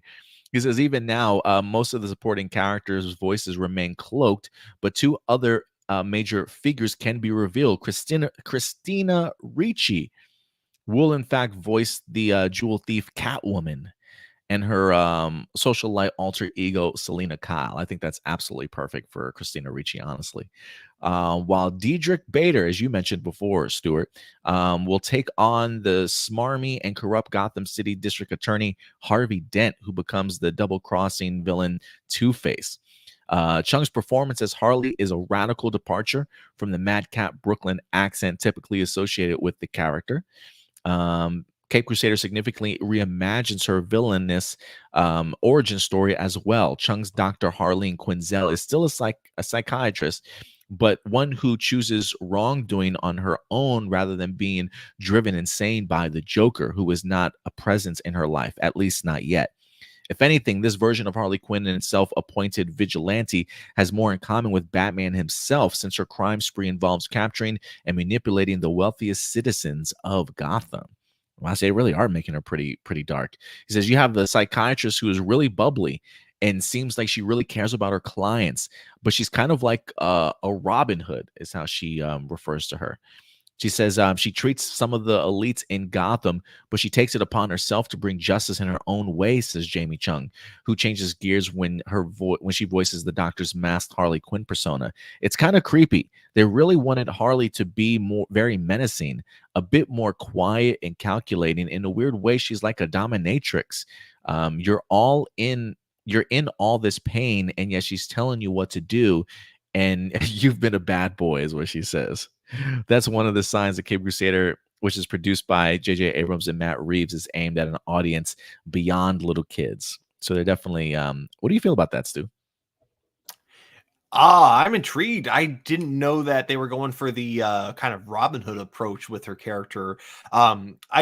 something that they didn't mention in the article, but I remember we talked about earlier, was like how she is still a psychiatrist, and in fact, she's actually going to be Bruce Wayne's therapist. And now, kind of knowing what we know now, I wonder if she is kind of like implanting ideas into Bruce Wayne's head of, oh, hey, maybe give some of that money to the poor, Bruce Wayne, and you'll feel so much better about yourself. Yeah, I mean, you might be onto something there. They also go on to say, let me pull up this other image here. It says Batman Cape Crusader hits on a number of nostalgia points. First, the 10-episode animated series draws its look from the original 1939 illustration that introduced the Batman character. Secondly, it's overseen by two showrunners and executive producers who have legacy of beloved Batman cartoons. You've got Bruce Timm for the animated series, while James Tucker helped make the animated show Batman the Brave and the Bold. Both worked on several other DC properties. So we're getting two really big heavy hitters for Batman animated kind of working together. It says both Tim and Tucker says they wanted to tell a more sophisticated Batman story in animation this time. They say, I'm a huge film noir fan, and that's pretty much what we do exclusively in this. It's such a period piece. I mean, I've done all kinds of Batman. I've worked on shows with different takes on Batman. No one has quite done this one for animation yet. So they really are taking this one rather seriously, it feels like. I'm kind of a big fan of that notion. Tim says it's also a chance to go darker than he had before. There were certain things that I had in mind back in the early 90s that I didn't get a chance to do. I wanted to do this emotionally messed up version of Batman who's extremely aloof and almost inhuman. He says that's what Linklater brought to the crime fighter, giving him a detached, predatory feel while also paying homage to the late voice actor who played Batman in the early show. He says, I think it's actually off my memory of Kevin Conroy's voice, Linklater says. When I actually rewatched the show, I realized that it was different, but I had him in mind. Tim says Linklater got the role because of his take on Bruce Wayne. He says, we had a lot of people who were pretty good Batmans, but almost no good Bruces. Hamish Linklater followed Tim's guidance to think of Batman as the core of the character and his rich public face as a front. Bruce Wayne is the mask. He's the secret identity. He's the invention. Batman is the actual character, the actual guy. It's set in the 40s, so I just thought of how Batman would try and play himself as a playboy socialite. I think I tried to swing and swing and swing until I made contact with something. Tim also describes Bruce Wayne as a persona that Batman himself has cultivated to throw people off his scent. Deep down inside, he's not a fun guy. He's not charming. He's not sexy or anything like that. He's devoted to warring on crime 24/7. Hamish was really the only one who nailed exactly what we were going for. And I think that's pretty eye-opening. And I think that kind of gives me a different perspective now listening of his voice, right? Like, if Bruce Timm truly wanted him to be Batman, I'm sure he probably could have gotten just any old Joe Schmo to do Batman, like he says, right? Like everybody had great Batmans, but it's the idea of nailing the Bruce Wayne. And so maybe this is him as Bruce Wayne trying to put on the front of the Batman voice. You know what I mean? So I can see why his voice hits a little bit differently than what it did before. Yeah, that's interesting. And yeah, it makes me, because I do think that Bruce Timm, if anyone knows what he's doing when it comes to casting Batman as Bruce Timm, and the fact that it was his Bruce Wayne voice that made him kind of go, okay, yeah, this is who we want as Batman. He's the fact that his words were, we had plenty of good Batman voice, but no good Bruce Wayne voices. Makes me curious what he's going to bring to the table as Bruce Wayne, since I assume what we heard in the narration was his Batman voice. So yeah, that'll be cool to see. Overall, like, I'm really interested to see how they delve into the psychology of Bruce Wayne, because like Bruce Timm was saying, there were a lot of limitations that they had when they did Batman the Animated Series. And while I do think those limitations are what kind of helped make the series as great as it was, it is also awesome to see what would happen if those limitations were gone and now he's allowed to do the show that he's wanted to do since the 90s. I will say it does here also say that Tucker says there was a quirkiness we were hoping to hear beneath the surface of Bruce Wayne, where you could sense something was slightly off, but not so overt that it was weird. And I feel like that's exactly like I feel like that's how I feel about the voice. Like when I hear it, like it feels like there's something off about the voice. It's different. And I guess maybe that's not so much weird, but it's different and something's off, but it definitely feels like that's kind of what they're going for. So I think our reaction to it is almost exactly what they were going for. I will leave you on this final paragraph here, and if you guys want to check out the rest of the Vanity Fair article, please do. It goes on to talk about the romance between Batman and Catwoman, as Christina Ricci talks a little bit more about her performance if you want to check it out. But it says, while this new show is not rated R, or especially violent or sexual, unlike the ultra raunchy and savage Harley Quinn animated series, it is a bit more sinister and complex, targeting grown-up fans of the DC characters. Batman fans come in all ages, although Cape Crusader may have the bright, clear lines of an after-school cartoon. Its stories are surprisingly sophisticated. He says, we're aiming this show at the same group that watches Harry Potter movies or Marvel movies. There are actually murders to solve. The hero himself is damaged and self-destructive, and the characters sometimes fall for each other in ways beyond plummeting from high buildings. So a nice little idea as to what we're going to be getting ourselves into with this this Batman Cape Crusader series. But I'm really excited for this, Stuart. Like I'm ready for an older, sophisticated Batman animated series. And I think the fact that we've got two showrunners here in Bruce Timm and Tucker that have gotten experience when it comes to Batman, despite how some of us might feel about the Batman voice or may certainly have to come around to it, I have a feeling that the story is definitely going to be there. And I think that it'll capture our imagination for sure. I have almost no doubt that the story is going to be there. Yeah, I'm really pumped for this. So I do go ahead. have one last nitpick though before we move Yeah, on. go for it. And I don't blame them. It sounds like they were kind of it all came down to COVID and them being limited on what they were allowed to do. But one of the best things about Batman the animated series and just the DC animated universe as a whole, the reason the voice acting was so amazing in that is because when they recorded their voices, it was always in the same booth. So I am slightly worried to hear that their voices were recorded separately. Now, I know that's how like most animated shows are done, but the DCU's animated or the DCAU's animated shows have always been like, you know, voice actors together, and that's why the characters have always played so well off of each other. So I'm slightly disappointed to hear that they didn't do that with this show, but hopefully now that COVID restrictions have like loosened, I'm hoping that, you know, if the show gets to season 2, they can go back to kind of recording all together. Yeah, I hope so too, because I do think there's something important about being able to like bounce your reactions and your emotions off of each other. You know, like I've never been in the booth. I would have to definitely ask somebody like Campbell Cooley, um, like what that's like in regards to working opposite somebody that's not there, like just playing back the voices and then trying to do it, because I gotta think there's a level of energy that's just brought when you're doing the voice casting together. Like it makes me think of Mutant Mayhem, the TMNT movie, and I think all the kids that played the turtles got to film, you know, record their lines together, and you can feel that energy that they just naturally have with each other, you know. So I agree with you. I hope for season 2 they're able to kind of get back into the booth and record together, because it does highlight it for sure. Yeah.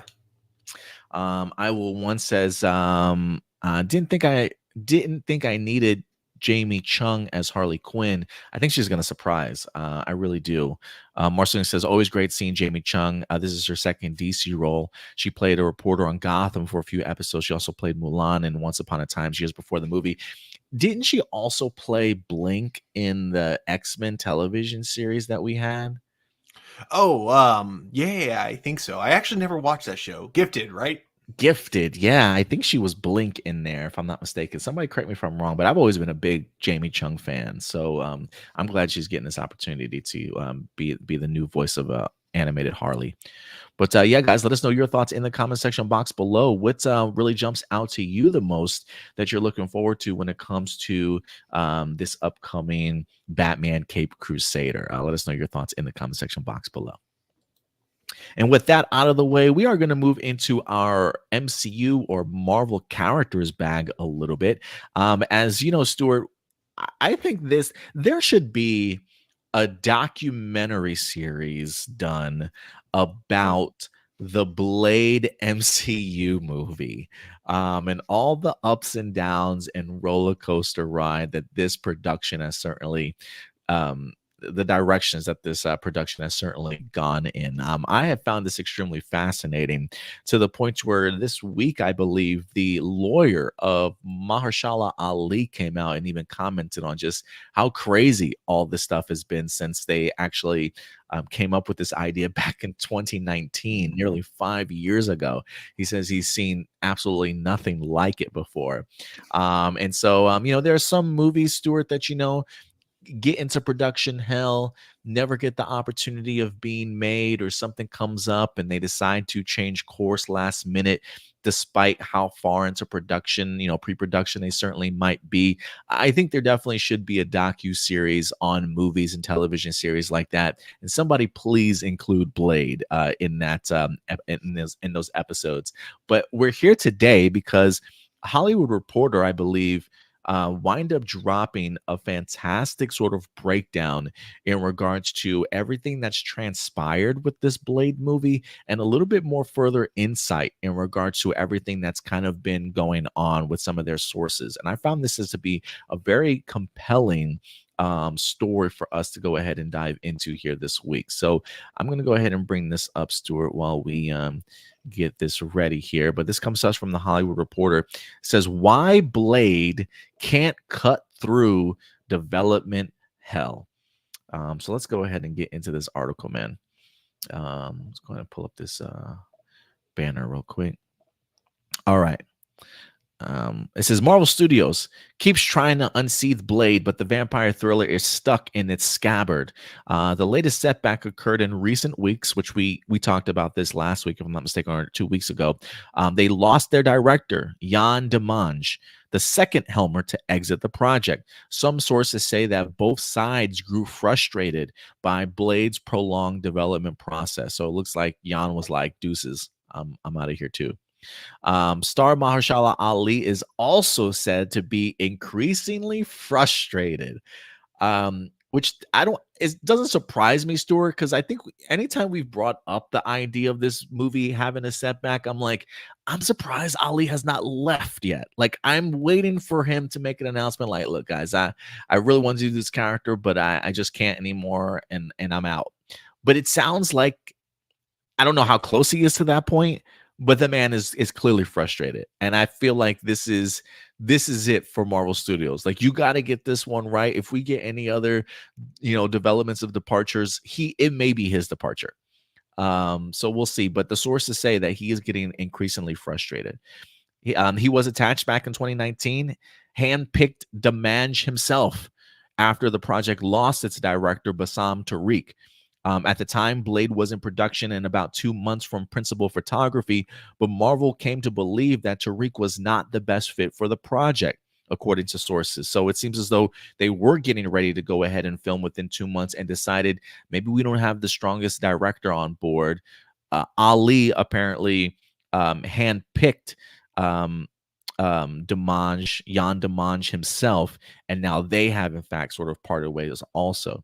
It says Marvel then presented Ali with a list of directors for consideration, but Ali conducted his own search after having concerns that the list largely featured filmmakers who were untested at the big studio level, which kind of makes sense because I think Marvel has this tendency of like, I feel like they struck pay dirt with the Russo brothers in regards to finding smaller name directors that come from like sitcoms and television, and they exploded into huge giants on the MCU stage. And now it feels like this is almost like a routine for Marvel now, which could certainly be a part of their detriment, but you clearly get to see that even Ali had some issues with that. Stu, what do you think about that though?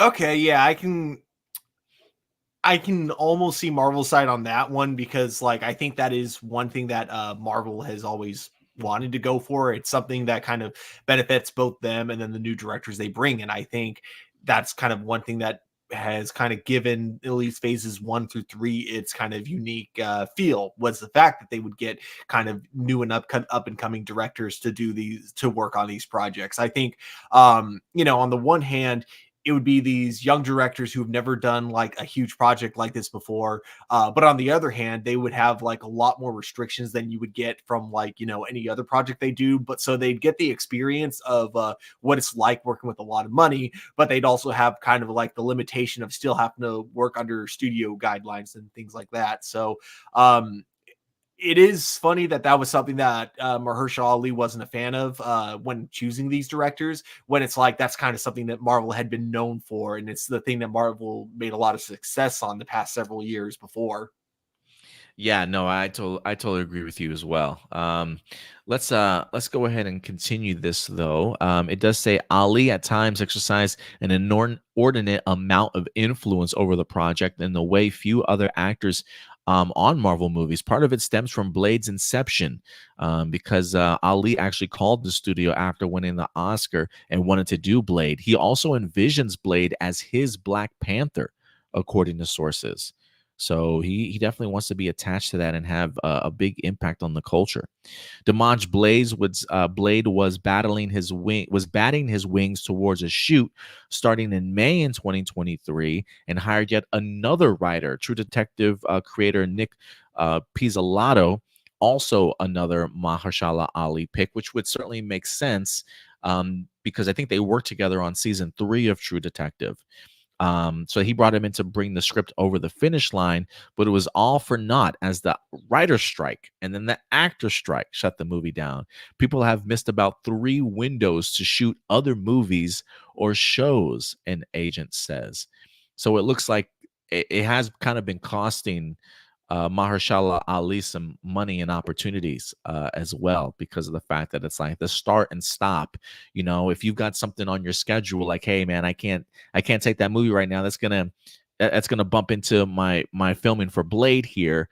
And as you get closer to the project date, that winds up dropping, and maybe you've missed 2 or 3 other opportunities that have come your way. You know what I mean? And now you gotta wait again. It says, but unlike other Marvel projects that were shut down then restarted, Blade instead let most of its actors go. Delroy Lindo, which is a big bummer because he's a fantastic actor, Aaron Pierre among them, and went through more writers. It says then right after Demange left, Eric Pearson, go-to Marvel writer Eric Pearson, who had pleased the studio with recent work on Thunderbolts and Fantastic Four, wind up jumping in.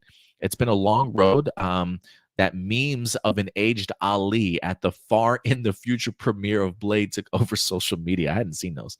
Even Wesley Snipes wind up commenting saying, "Blade, lordy, lordy, lordy." Like even Wesley Snipes is like you, Stuart, in the sense of like, how hard can it be to make a damn Blade movie? He clearly has some issues with it too. Yeah, they said there just wasn't enough attention paid to it. It really was a casualty of the too much era. So I guess that's what they're referring to, that period of Marvel Studios when they're like, let's just make everything. It became a casualty, unfortunately. It does say that Mia Goth is certainly still attached, according to sources. The version says that would explain why Blade kept on shifting storylines and time periods. The version that was aiming to shoot last year was set in the 1920s, according to sources. So it would have been a period piece and featured Maya Goth as the vampire villain named Lilith. For another iteration under Tariq, Marvel built a massive train set, but it was never used. It may be passed on to a different Disney production.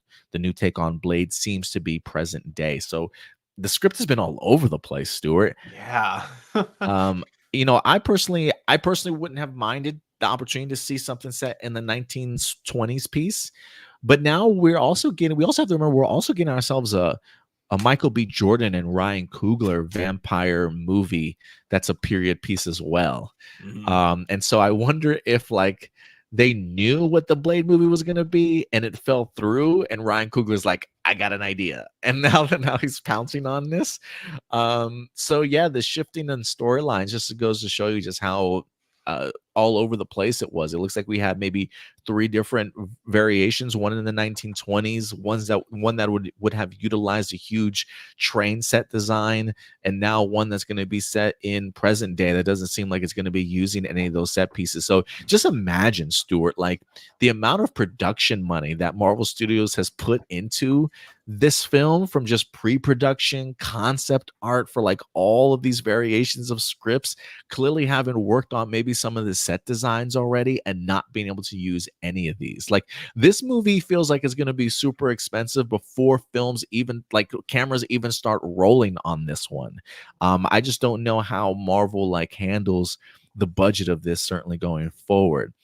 And it does say it is unclear how many millions Marvel has spent on Blade, counting the development and pre-production costs, but it's not stopping now.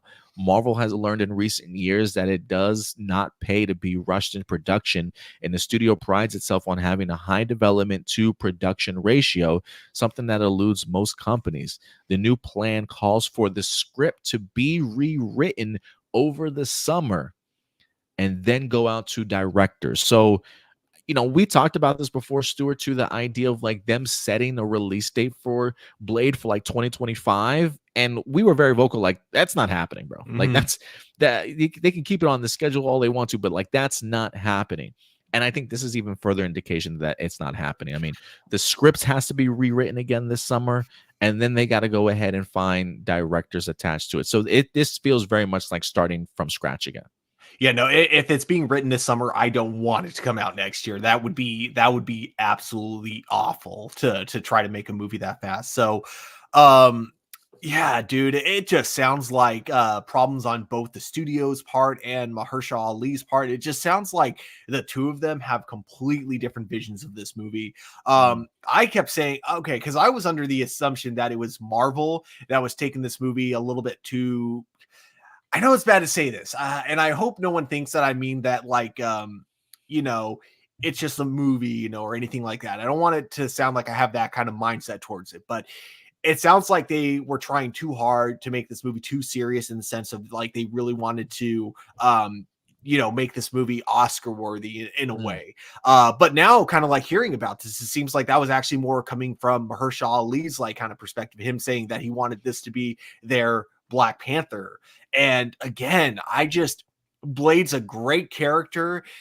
I also, so yes, I haven't read many Blade comic books, but I love the Blade trilogy. Like, even the third one is so bad, it's hilarious. So I even enjoy the third one. Sue me. But that all being said, though, yeah, it sounds like they have two completely different visions of this movie. And I think that's what's really stopping this from going through. So I guess we'll have to see what happens after the summer before we know for sure what's going to happen with it. I hope for the best. I hope they're able to complete a script, and I'm hoping it's a script that both Marvel and Ali will be, satisfied with. And hopefully they give us a little bit of both. I know they said it seems like they scrapped the idea of the period piece, but I think that if they, want to give us something new, something that we haven't seen a million times with Marvel already, I think that, maybe giving us partially a period piece and partially a movie that takes place in present day would be kind of a cool direction to go in.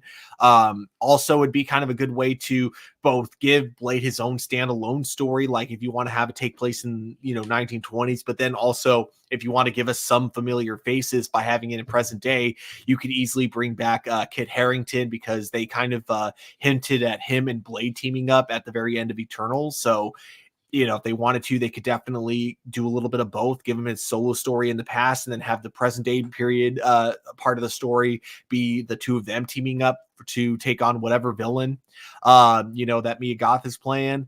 But yeah, it's just been disappointing news after disappointing news. So all we can really do is just hope for the best. And I guess at least now we know where the script is at, that is, currently in development, and that they're planning to get it done through the summer. And I think we'll see where they go from there. If they built an entire train set, I hope they don't just like get rid of it. I hope they kind of are willing to keep it like just stored away until the script is done, because I feel like there's a million ways you could write a train set into a movie script. I feel like they could come up with something creative. Yeah, I think I heard they're going to use it for the live action Thomas the Train movie. Wait, really? No. No. Okay, you actually got me there. I'm like, that's because I am not surprised that they're doing a Thomas the Train movie. I just didn't know that Disney would be the one behind it. No, but yeah, no. I will say, present day certainly makes sense. I mean, whether or not this will be like a multiverse movie or whatever the case may be, I don't know. But I agree with you with them, and with them introducing us to Kit Harington and the connection he might have to Blade. I hope it is present day so that Kit Harington could possibly be in it. And yeah, here's just a quick highlight from Hollywood Reporter. They gave us like a timeline on everything. February 2021, Marvel hires Watchmen writer Stacey O.C. Kuffour to pen the script for the project that has Oscar winner Ali attached. I loved Watchmen. Why not? A year later, a year and a half later, fall 2022, Bo DeMayo, who created X-Men 97, takes his own stab, described as a period piece. So it's Bo's idea that wanted to make this a 1920s piece. Jump about 7-8 months. April 2023, with the writer strike looming, Marvel shells out True Detective creator Nick Pizzolatto to write. So this is their third writer in about 2 years, from February 2021 to April 2023. Later that year, fall 2023, after losing the original director, Bassam Tariq, Marvel taps Michael Starbury to write a new script for the new director. This is the fourth writer in about a year and a half, or 2.5 years. Later that year, fall 2023, the studio hires star scribe Michael Green, known for receiving movies like Logan, Blade Runner. That's the fifth writer, Stuart, the fifth writer since February of 2021. And then summer of 2024, with Dimaj exiting as director, Marvel brings in studio mainstay Eric Pearson, who has pushed scripts over the finish line. 6 writers in 3 years and 2 directors, bro, on board. That's crazy to me. I've never heard or seen anything like it, man. That's pretty crazy. It truly is. Within the span of 6 6 years. No, 3 years. 3 years. It started 6 February writers in 3 2021. years. Yeah, February 2021 to summer. So about 3 years. That's bananas. So like bro. 2 writers a year every 6 months. Just like, now you're gone. Next writer. Man, that's crazy to me. But look, guys, let me know your thoughts. Is this as crazy as we certainly feel that it is? Let us know your thoughts in the comment section box below. Blade 2027. I don't know, maybe 2026 if we're lucky, but we'll see. We'll see if this movie even happens, man. At this point, I don't even know if this movie still happens, but we'll see. Do we have any comments? I Will One says this would be a massive success story if this movie actually becomes a major box office hit. I mean, it really would be. But again, I would be kind of curious as to what the budget for this movie is going to be like. Once it's all kind of said and done, could it be? I mean, it is Mahershala Ali. People love Blade. If it really works, it definitely could make some of its money back. But to be realistic, Stu, it's going to be an uphill climb for sure. Definitely. But yeah, guys, let us know your thoughts on the development of Blade in the MCU. From the MCU to Sony Pictures, as we got some development for an upcoming live action Miles Morales. That's right. This week, man, we got some rumors. Take this as a grain of salt. This is all rumors. But this might be one rumor, Stuart, that I am really eager to kind of believe in. Miles Morales has been a hit when it comes to animation and maybe even comics. I don't know how well his comics sell, But one of the things that I think Marvel Comics, as well as Marvel Studios and even Sony, has attempted to do is, for years, people have associated Spider-Man with Peter Parker. The idea of bringing Miles Morales along has been slow and steady. And a lot of people have been asking for a live action Miles Morales, but they have not necessarily pulled the trigger because of the idea that they feel like so many people still associate Peter Parker with Spider-Man. But they've taken their time. Miles Morales as a comic book character has continued to grow and grow and grow in the hearts of comic book fans. He's had some amazing writers attached to him to help him bring him certainly to the next level. And in animation form, before we even see him in live action with movies like Into the Spider-Verse and Across the Spider-Verse, Phil and Lord, or I should say Lord and Miller, Lord and Miller have really just boosted this guy's potential in regards to becoming a very well-known household name when it comes to who Spider-Man is. No longer is it simply just Peter Parker, but we certainly now have options. And as we look forward to the wrapping of this animated trilogy and beyond the Spider-Verse, the potential is limitless for somebody like a Miles Morales. Where does he go from here after his animated series? I do want to preface this also, Stuart, because I think it needs to be said.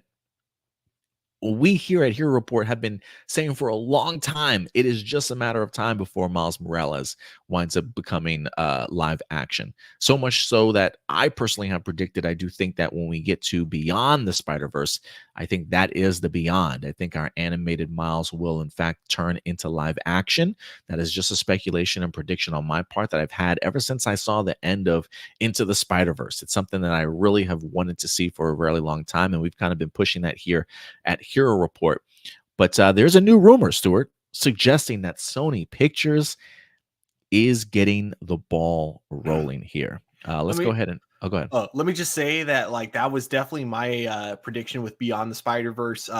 So it was a small prediction I had, wouldn't it be cool if this is what Beyond meant? But after watching Across the Spider-Verse, the fact that we got images of live action Spider-Mans that were already established and the Prowler who was established in the MCU, that was what made me go, I am 90% sure we're going to get a live action Morales in the next Spider-Man movie.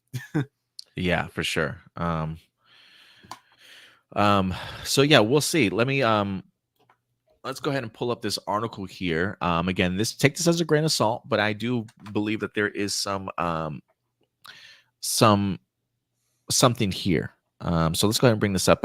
You can find this article on comicbook.com. I picked this one up on comicbookmovie.com because it had some interesting other things added to it. But it says Spider-Man, Sony Pictures rumored to be in the process of casting a live action Miles Morales.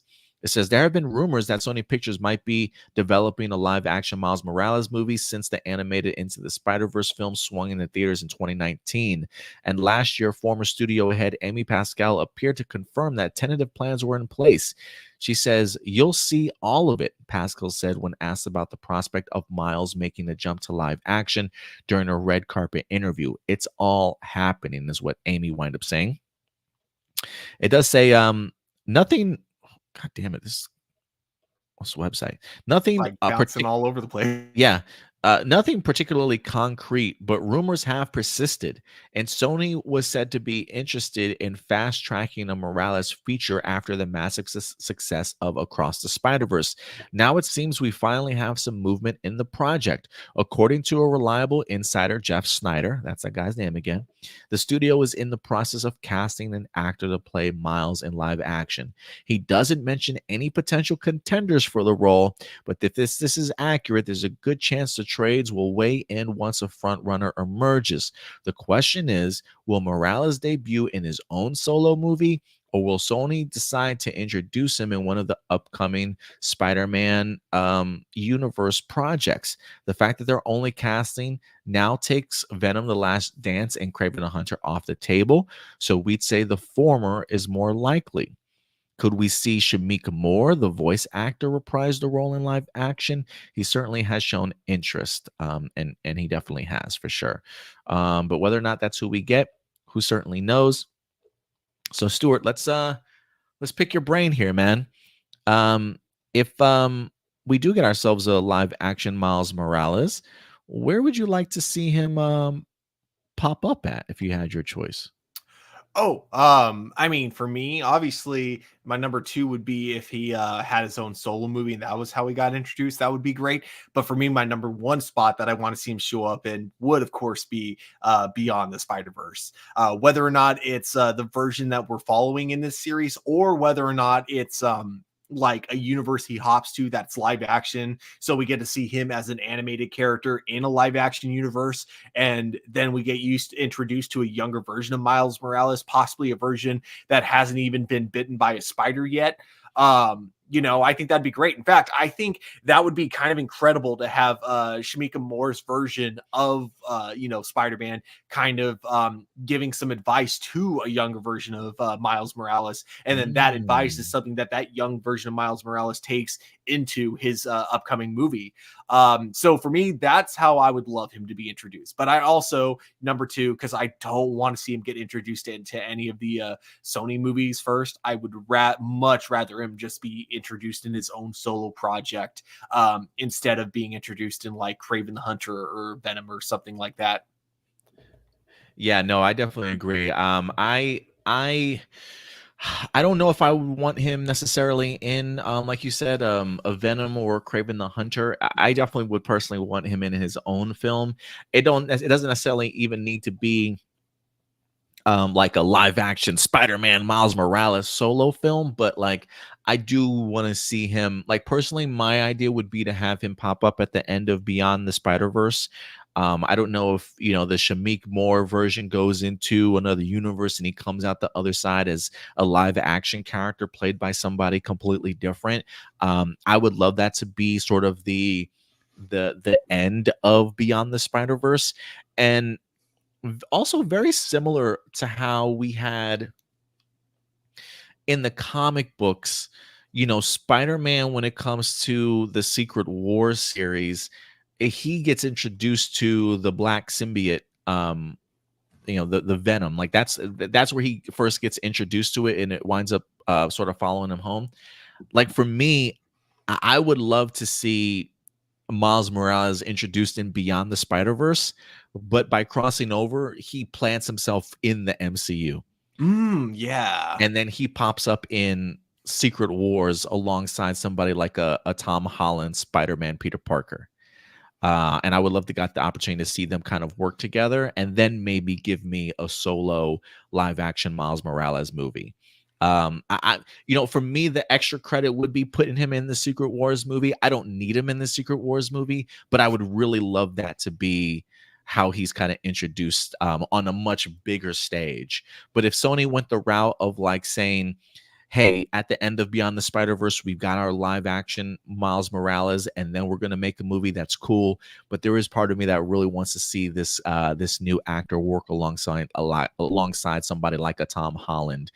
So if he gets an opportunity to be briefly in something like Secret Wars, and based off of maybe what happens in the events, maybe he then gets thrusted back into the Spider-Man universe, I would be perfectly okay with that. But I think there's potential here for something really special to happen. So I do think that this is tangible. To me, it makes all the sense in the world. Like if you are going to go ahead and give us a live action Miles Morales, now is the time. He's had 2 successful animated series or animated movies. The third one is going to draw people in regardless after the 2 huge successes. So make your move, Sony.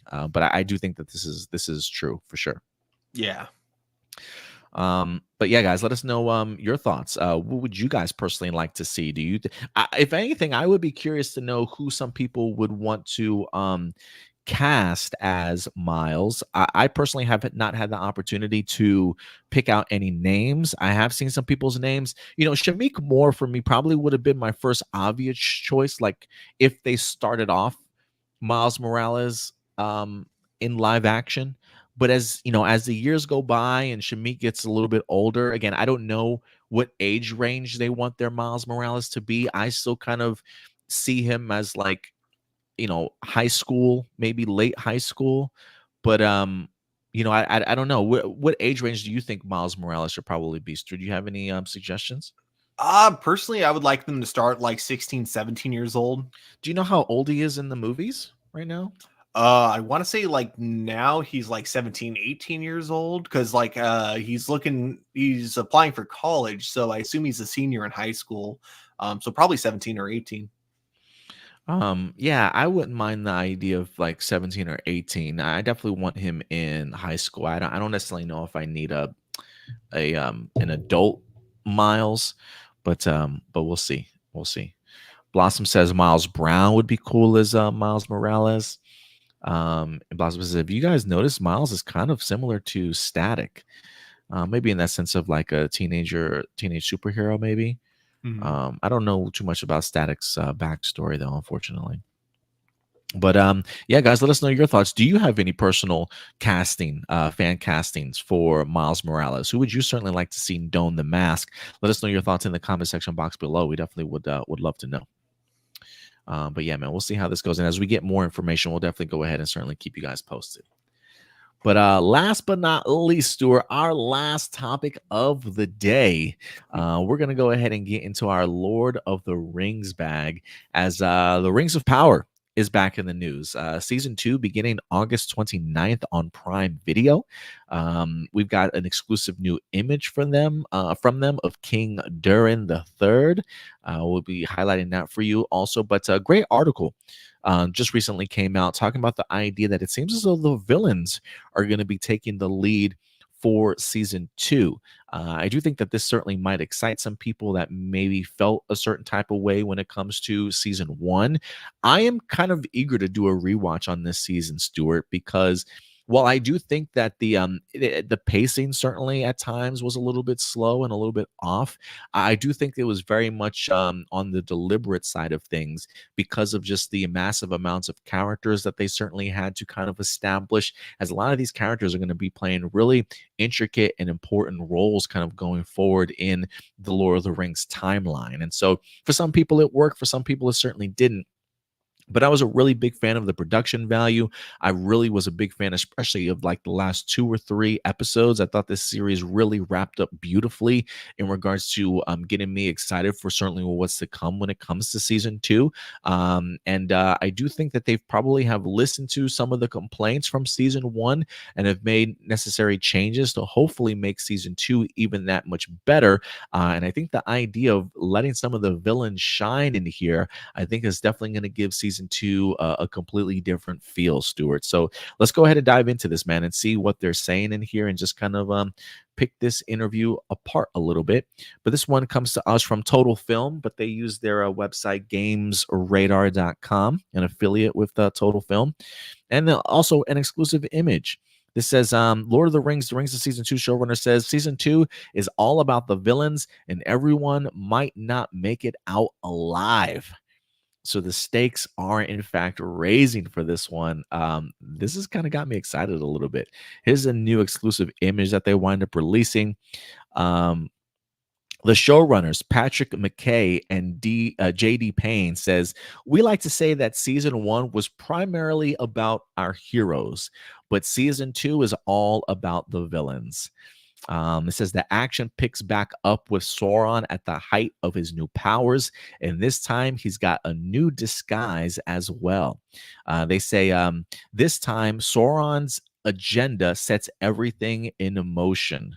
Adar and his army of orcs, Galadriel, Elrond, and Gilgalad, and their armies of elves, all of which will come crashing together in the most ambitious battle our show has seen yet, a battle from which many big players may not make it out alive, says the showrunner.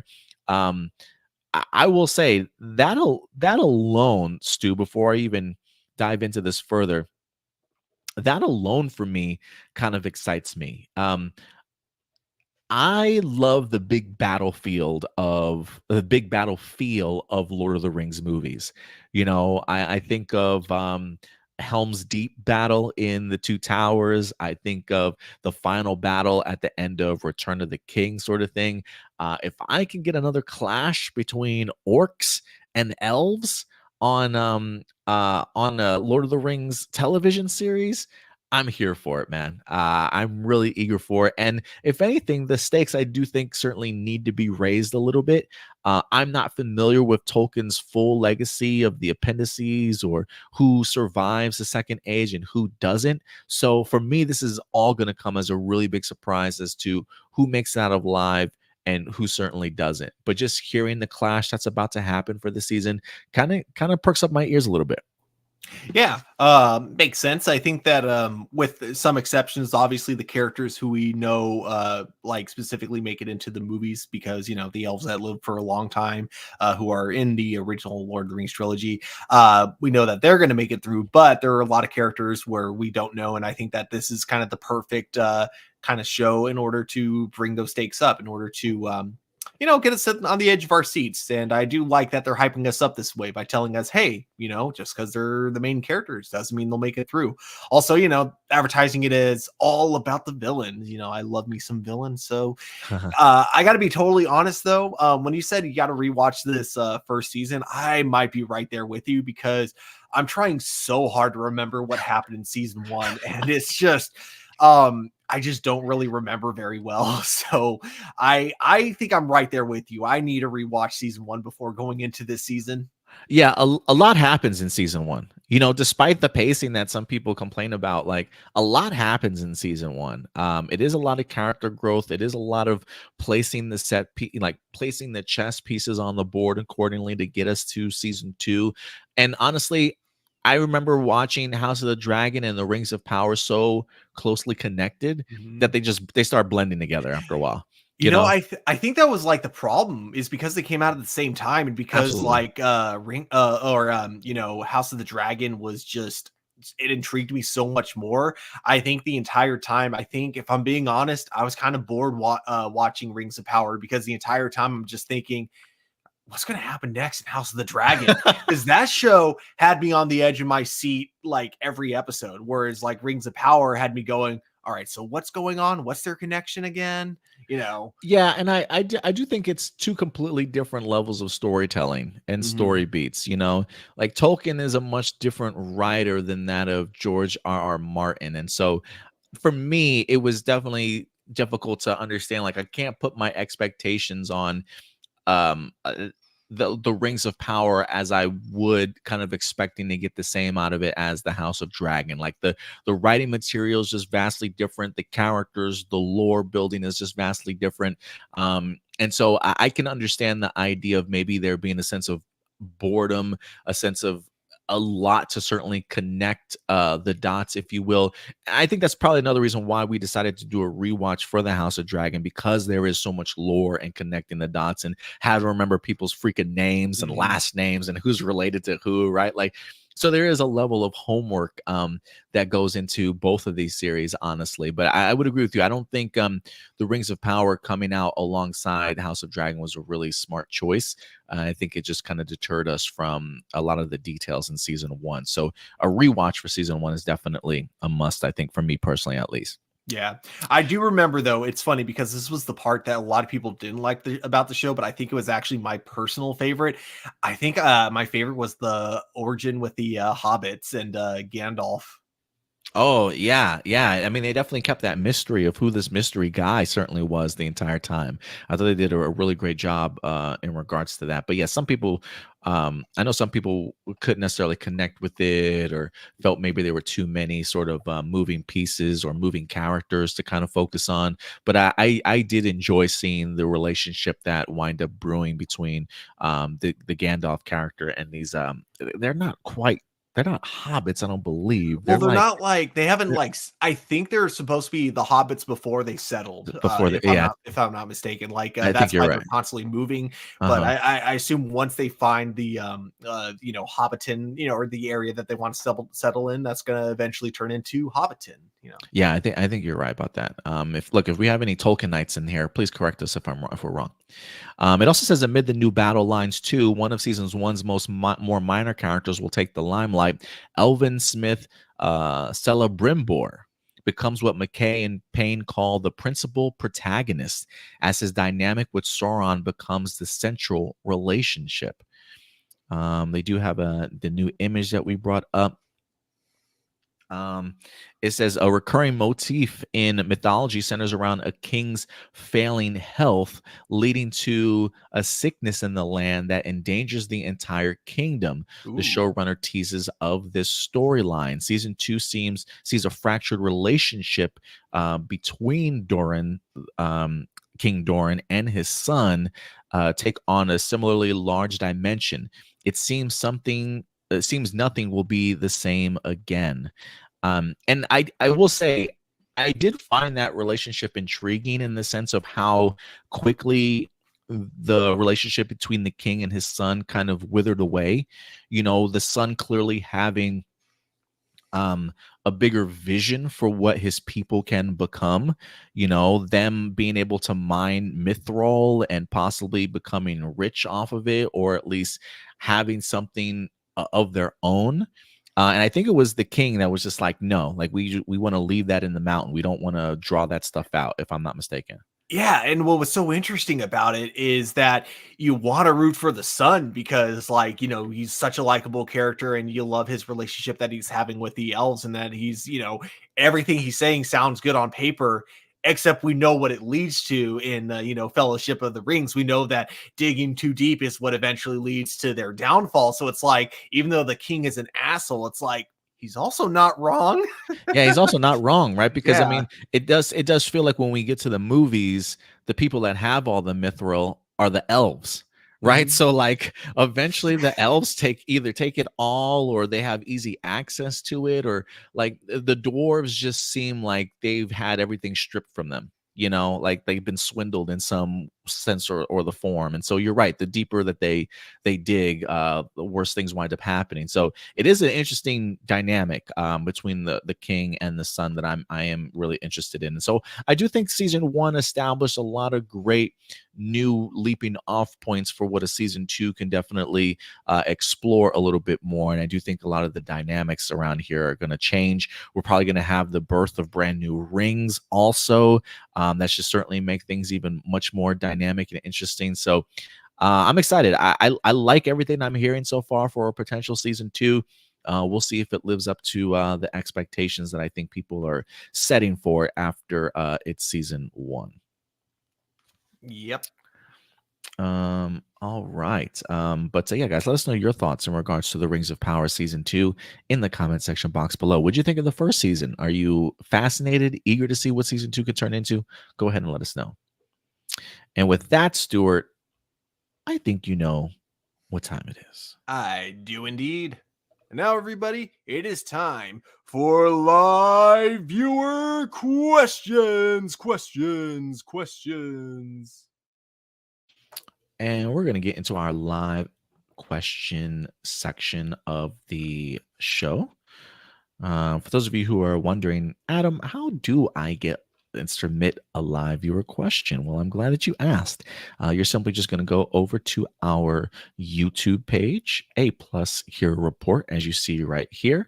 Click on this community tab, and voila, every Saturday, we will go ahead and drop a live viewer question post for you guys. So feel free to go ahead and submit your questions over. It says we got 10 comments, but some of those might be replies, so they may not necessarily be all questions. So we'll start from the bottom and work our way to the top. And let's go ahead and set this mood a little bit here too. I'm going to bring in some background music for y'all. If it's too loud, go ahead and let me know.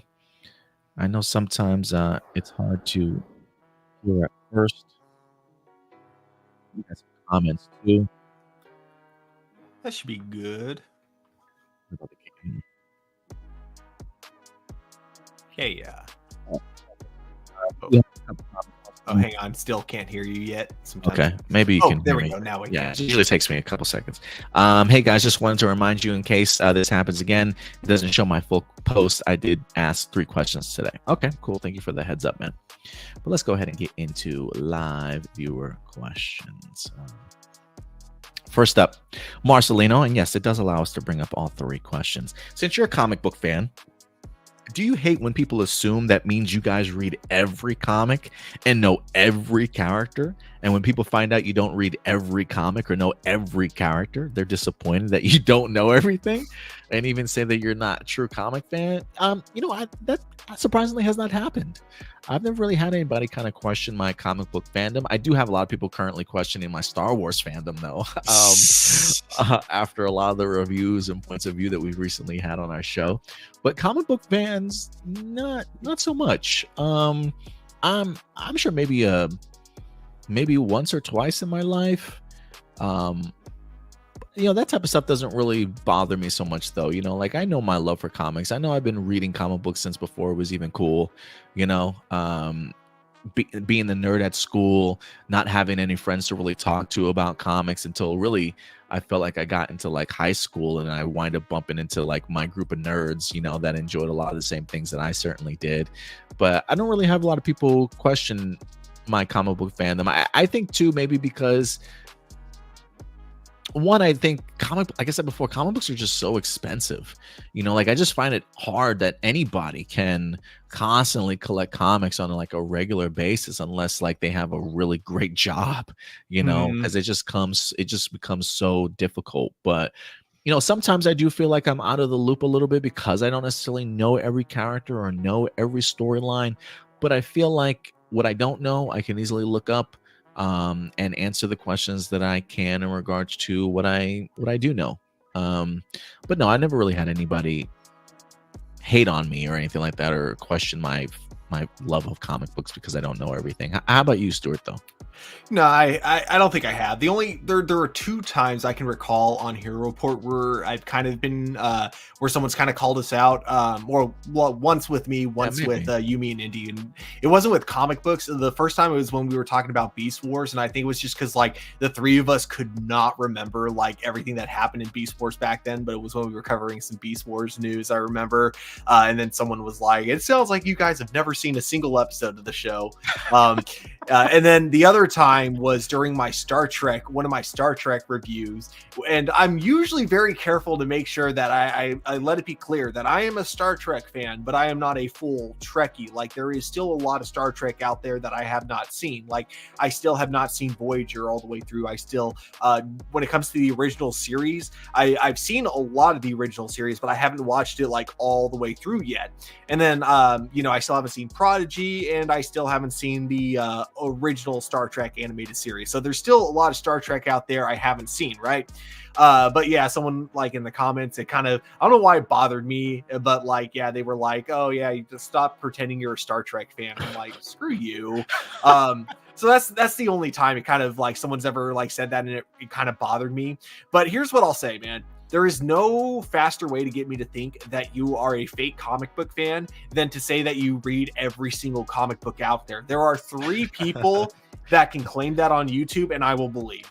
Linkara, Comics Explained, and Comic Historian, may he rest in peace. Anyone else, if you try to say, "Oh yeah, I read every single comic book," immediately that's one of the only 2 things that'll make me go fake fan.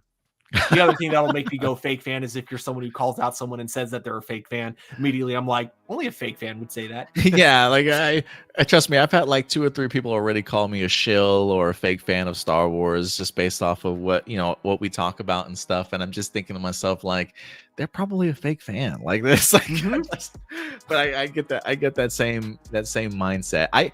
For comics, it doesn't necessarily bother me.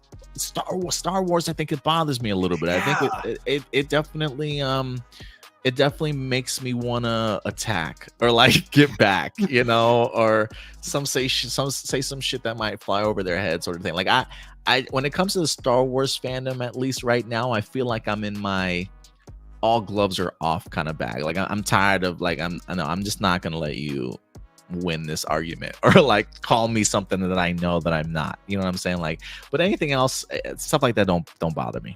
Yeah. Well, yeah, especially when it comes to Star Wars, because that's actually one where it's like, no.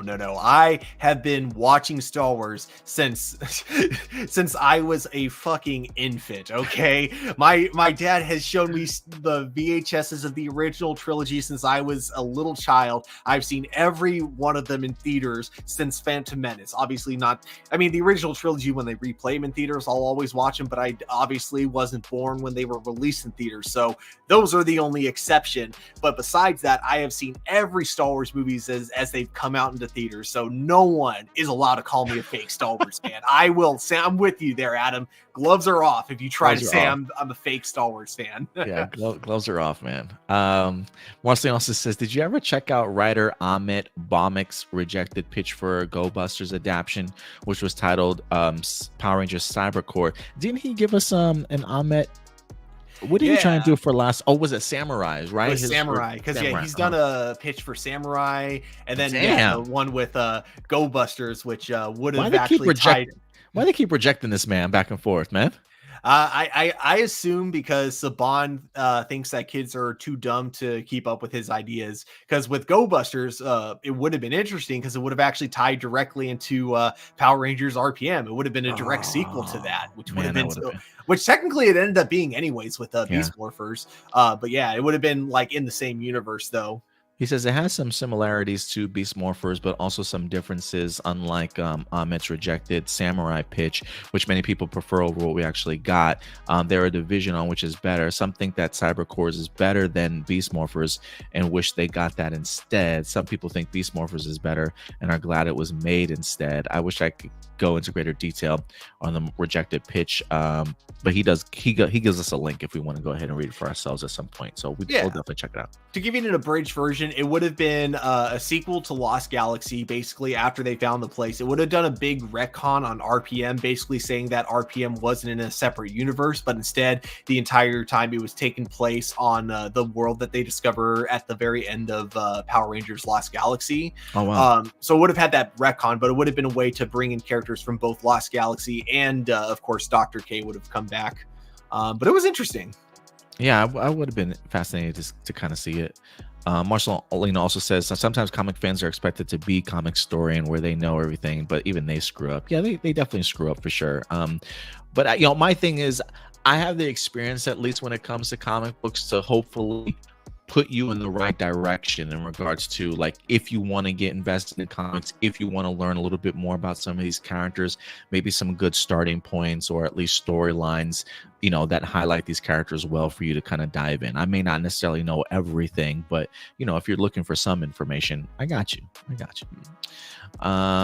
He also says, last question, I one time brought up the topic that people had a problem with Cullen and Harper's introduction in Gotham Knights, feeling like they came across as a token LGBTQ friend, and you said that you would like to hear the perspectives from someone in the community. Recently I talked to a trans person on their thoughts on this scene, and here's what they said.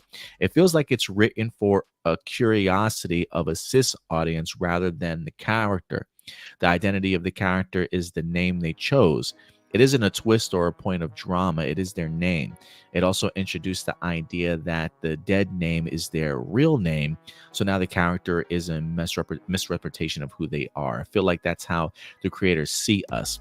A costume that we wear to hide who we really are rather than who we actually are. So basically they hated how the characters were written. So what are your thoughts on it now? That's fascinating to me.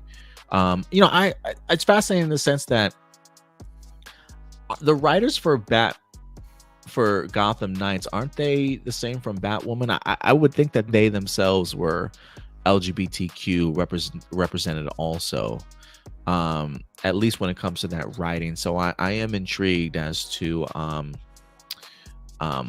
how I would love to sit down with one of the writers and ask them this question. Yeah. And see how they meant to have these characters represented, and if they would certainly do anything a little bit different. So that is fascinating. The costume, it says that it believes that that's how the creators see us, a costume that we wear to hide who we really are rather than who we actually are. Same choice of words.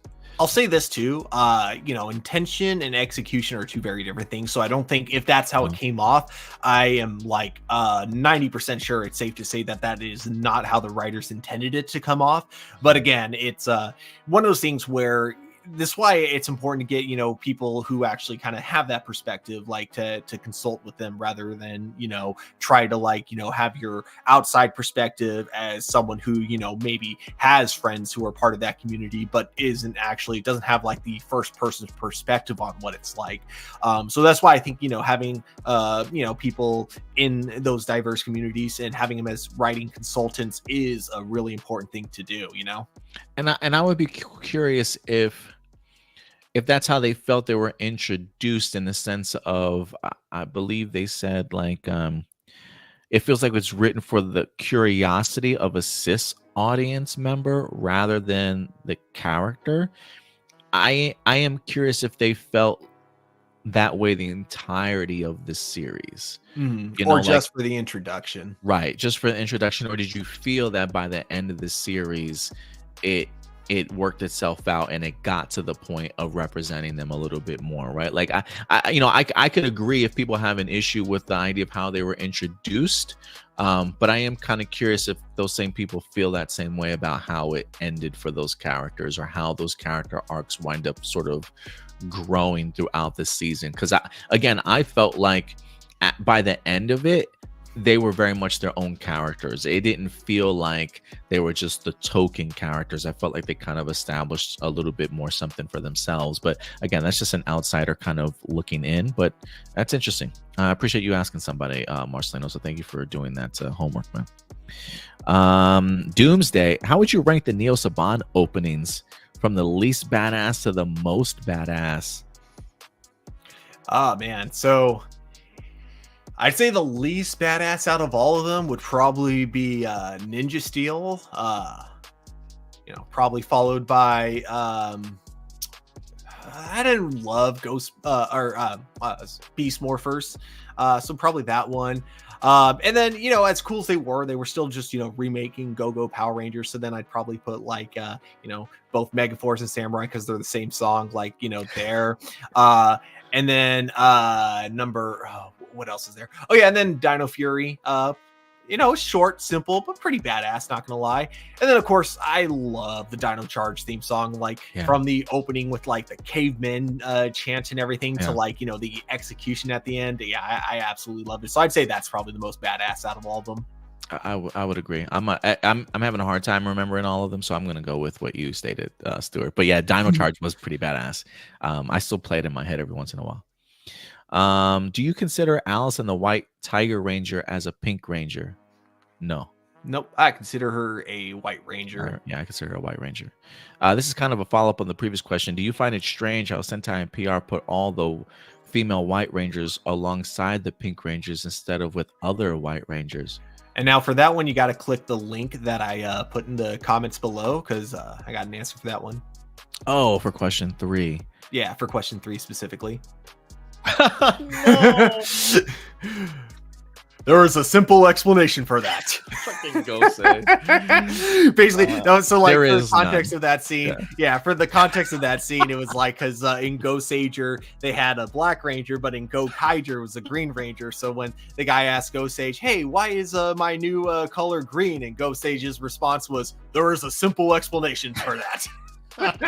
So I think, that's just what it comes down to. Sometimes there's colors they only have enough to represent 5, and sometimes they want to change it up. They think that I guess pink and white just don't look good together, so it's got to be one or the other. Yeah, I mean, so I guess the way let me go ahead and go back to this question though, because that was funny. That shit got me, Stuart. Fucking go say. There is a simple explanation for that. He says that how do you find it strange how Sentai and PR put all the female White Rangers alongside the Pink Rangers instead of with other White Rangers? Oh, I see. Yeah, we haven't had a pink and white together, have we? Yeah, and again, I think it's just because maybe like the people designing the costumes just don't see pink and white looking good together. If I had to guess. I call bullshit. We need it though. We need it. I like it. I mean, she literally wore pink on her white costume. Like it clearly matches and goes well. So like we should definitely have more pink and White Rangers on the same team for sure. Blossom says, "Do you remember Change Man? That Sentai series with the ranger motif being mythical creatures. My friend and I called them Power Rangers Mythics. Ooh, that's cool. Their powers are descended from mythical creatures, like the White Ranger is a mermaid. Oh, the Pink Ranger is a phoenix, and the red is a dragon. In Mega Fail, they called them Blitz for some reason. Why not call them Mythic Blitz? How's that? I like it. But yeah, I mean, they just what was the power set for Changeman? Do you remember what the power set might have been? Maybe it had something to do with like speed or something. Like, were they fast? I don't know. I wonder why they decided to name them Blitz. Yeah, I don't know why not. Why, you know, I don't know why they called them Blitz whatsoever. Blossom, I don't know, but I do like Mythics better though. Yeah, to be honest, in Megaforce, just the way the Sentai costumes were all utilized were just so, like, it felt like they were just ab-libbing basically, when they were coming up with them, you know. So it's just so forgettable that I honestly don't remember how they were utilized in Megaforce. Thank you so much, Marcelino, for bringing this. Ninja Steel, they did have pink and red and white. That's right, because we had. Oh yeah, that's right. Yeah. How can I forget Sarah? Yeah, Sarah was pink. Who was white again? I can't remember her name, but the one who had the dog and was weirdly obsessed with freight trains. no, sorry. It was the Pink Ranger that was obsessed with freight trains. My bad. Yeah, so the White Ranger was the one who had the dog and was dating the Yellow Ranger. The Yellow Ranger. Yeah, they had filmed that dog was adorable. They filmed a kiss scene between them, and they never utilized it, sadly. There was a panel that was hilarious where like someone was asking, hey, what's something that you really wish you could have done in the show that you couldn't because it was a kid show? And the actress like just immediately grabs the Yellow Ranger's face and she's about to, but then of course, you know, stops right before their lips touch. That's funny. I'm glad they brought that up. That's funny. Yeah. Peg C, what's up, Peg C? He says, did you ever watch the movie Dark Man? And if so, what were your thoughts on it years ago? Love Dark Man. I might have rented it like VHS like years ago. It's been a minute since I've revisited Dark Man though. I think the last time I watched it was actually during COVID. Always love quoting that one scene where like he's like going absolutely insane and he's just like, to see the dancing freak, just $5. Haley, thank you so much, Blossom. Haley. Yeah. Haley.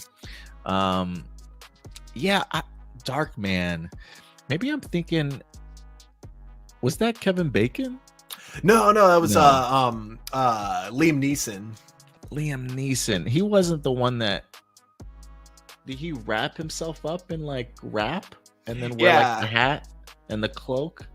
Yep. The trench coat or whatever? And then his whole shtick was that he was able to disguise his face. So like when we see him at the very end, he like we have a voiceover of him saying that you know, you'll never you won't be able to find me or see who I am. And then we get like a cameo of Bruce Campbell implying that that's who he's disguised at now. Gotcha. Pexi also says, which Casey Jones did you like the most? The 80s cartoon Casey, 90s movie Casey, 2003 Casey, or Casey Jones from the 2012 cartoon?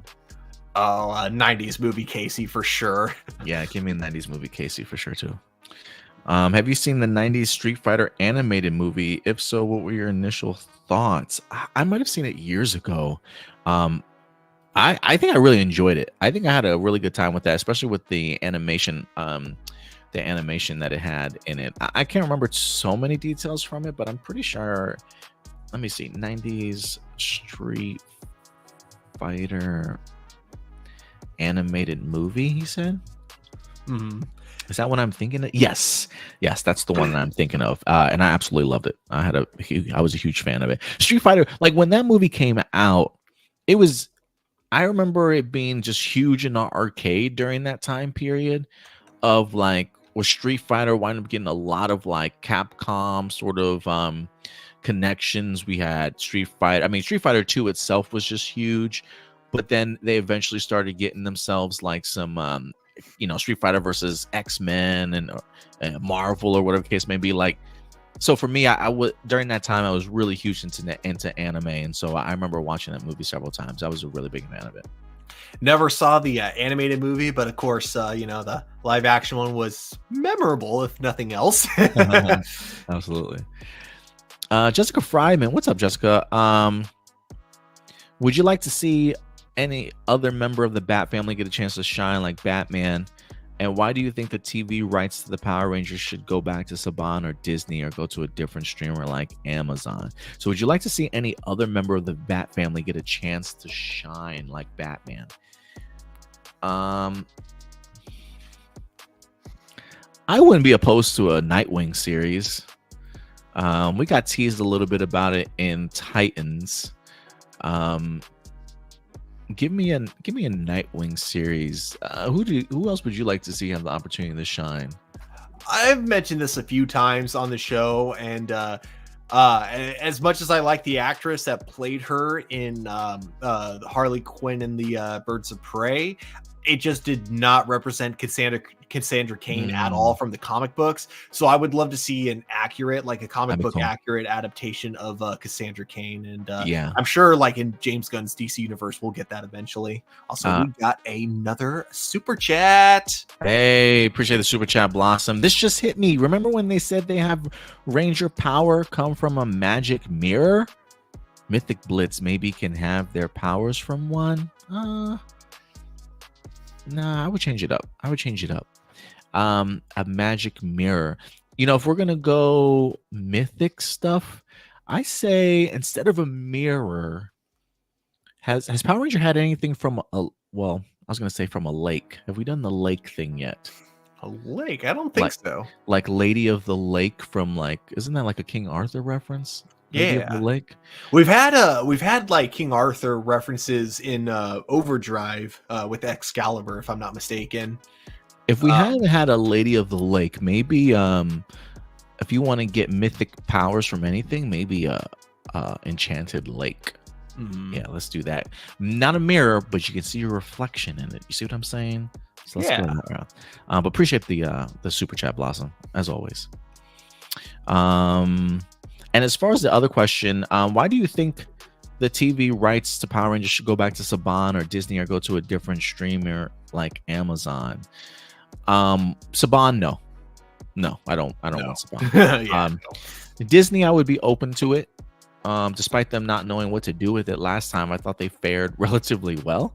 And they're in a completely different period now. So maybe they would treat it differently. But I would be open with Amazon, or maybe even if not Disney, maybe Hulu. I know Hulu is under Disney, but I think maybe they try and have a different sort of mindset towards some of their series and stuff. I know a lot of people say Paramount, but I fear Paramount would get the rights and then eventually be sold off to somebody else to then get those rights. Like it would be continuous moving of rights. So I would want somebody that's a little bit more firm, have on firm ground, that knows what they want to do. So no, I don't want Saban. And out of the options you gave me, I would say Disney, Hulu, or Amazon, please. Amazon would be my number one choice. Disney's got enough properties right now. Yeah. They got Star Wars, they got Marvel. What else do they need? They're fine. They even got Percy Jackson now, so they're good. Give it to Amazon. Amazon knows what they're doing when it comes to their franchises. Yeah, they definitely do. Mystic Force also heavily used King Arthur themes for its series. Yeah, absolutely. That's when I was thinking of Lady of the Lake, I was thinking to myself, Mystic Force, if they utilized that in that series. It's been so long since I've checked it out. Lady of the Lake, huh? Sounds good to me. Why not? Yeah, look up some Lady of the Lake stuff and see what you can pull from that. And last but not least, the most talented man of the world is back. What's going on, man? He says, we haven't talked for ages, but come on. While Power Ranger Samurai was a copy and paste of Shinkenger, and at least did a lot of things right, even catered to Power Ranger fans who had never seen Super Sentai. In all fairness, I think that if fans didn't watch Super Sentai, they wouldn't even know Samurai was a carbon copy. Absolutely. I completely agree with you. So it's really not Samurai's fault that we could tell things were copied from Shinkenger. While this doesn't make it any better than it already was, Samurai was way better and made better sense to a degree compared to Ninja Steel, which Saban removed all the Japanese culture, only leaving obvious monster suits and stock footage, making the entirety of Ninja Steel very generic and very dumbed down, where the characters literally spoke as if kids were watching the shows who were idiots. So yeah, even though Power Rangers Samurai as a whole was a copy of Shinkenger, it at least represented Japanese culture to an extent, with the exception of Jaden being from a Japanese family without any real explanation, even though he was white. Not that hard to have a line where Jaden's father was adopted by a Japanese family. Most talented man in the world. Look, I totally agree with you in that regards. I really do. I do think had some fans not known about Samurai or Shinkenger, maybe we wouldn't be as hard on it. But I'm also not going to act like without Shinkenger, Samurai was great, you know, or at least that it was really good. I still found it as a disappointing season, but I will agree with you in the sense that it wasn't Ninja Steel. You know what I'm saying? Like, I definitely hold Samurai to a higher degree than I certainly do when it comes to something like Ninja Steel. So I would agree with you. Samurai certainly is better than Ninja Steel, but at least in my perspective, it certainly is.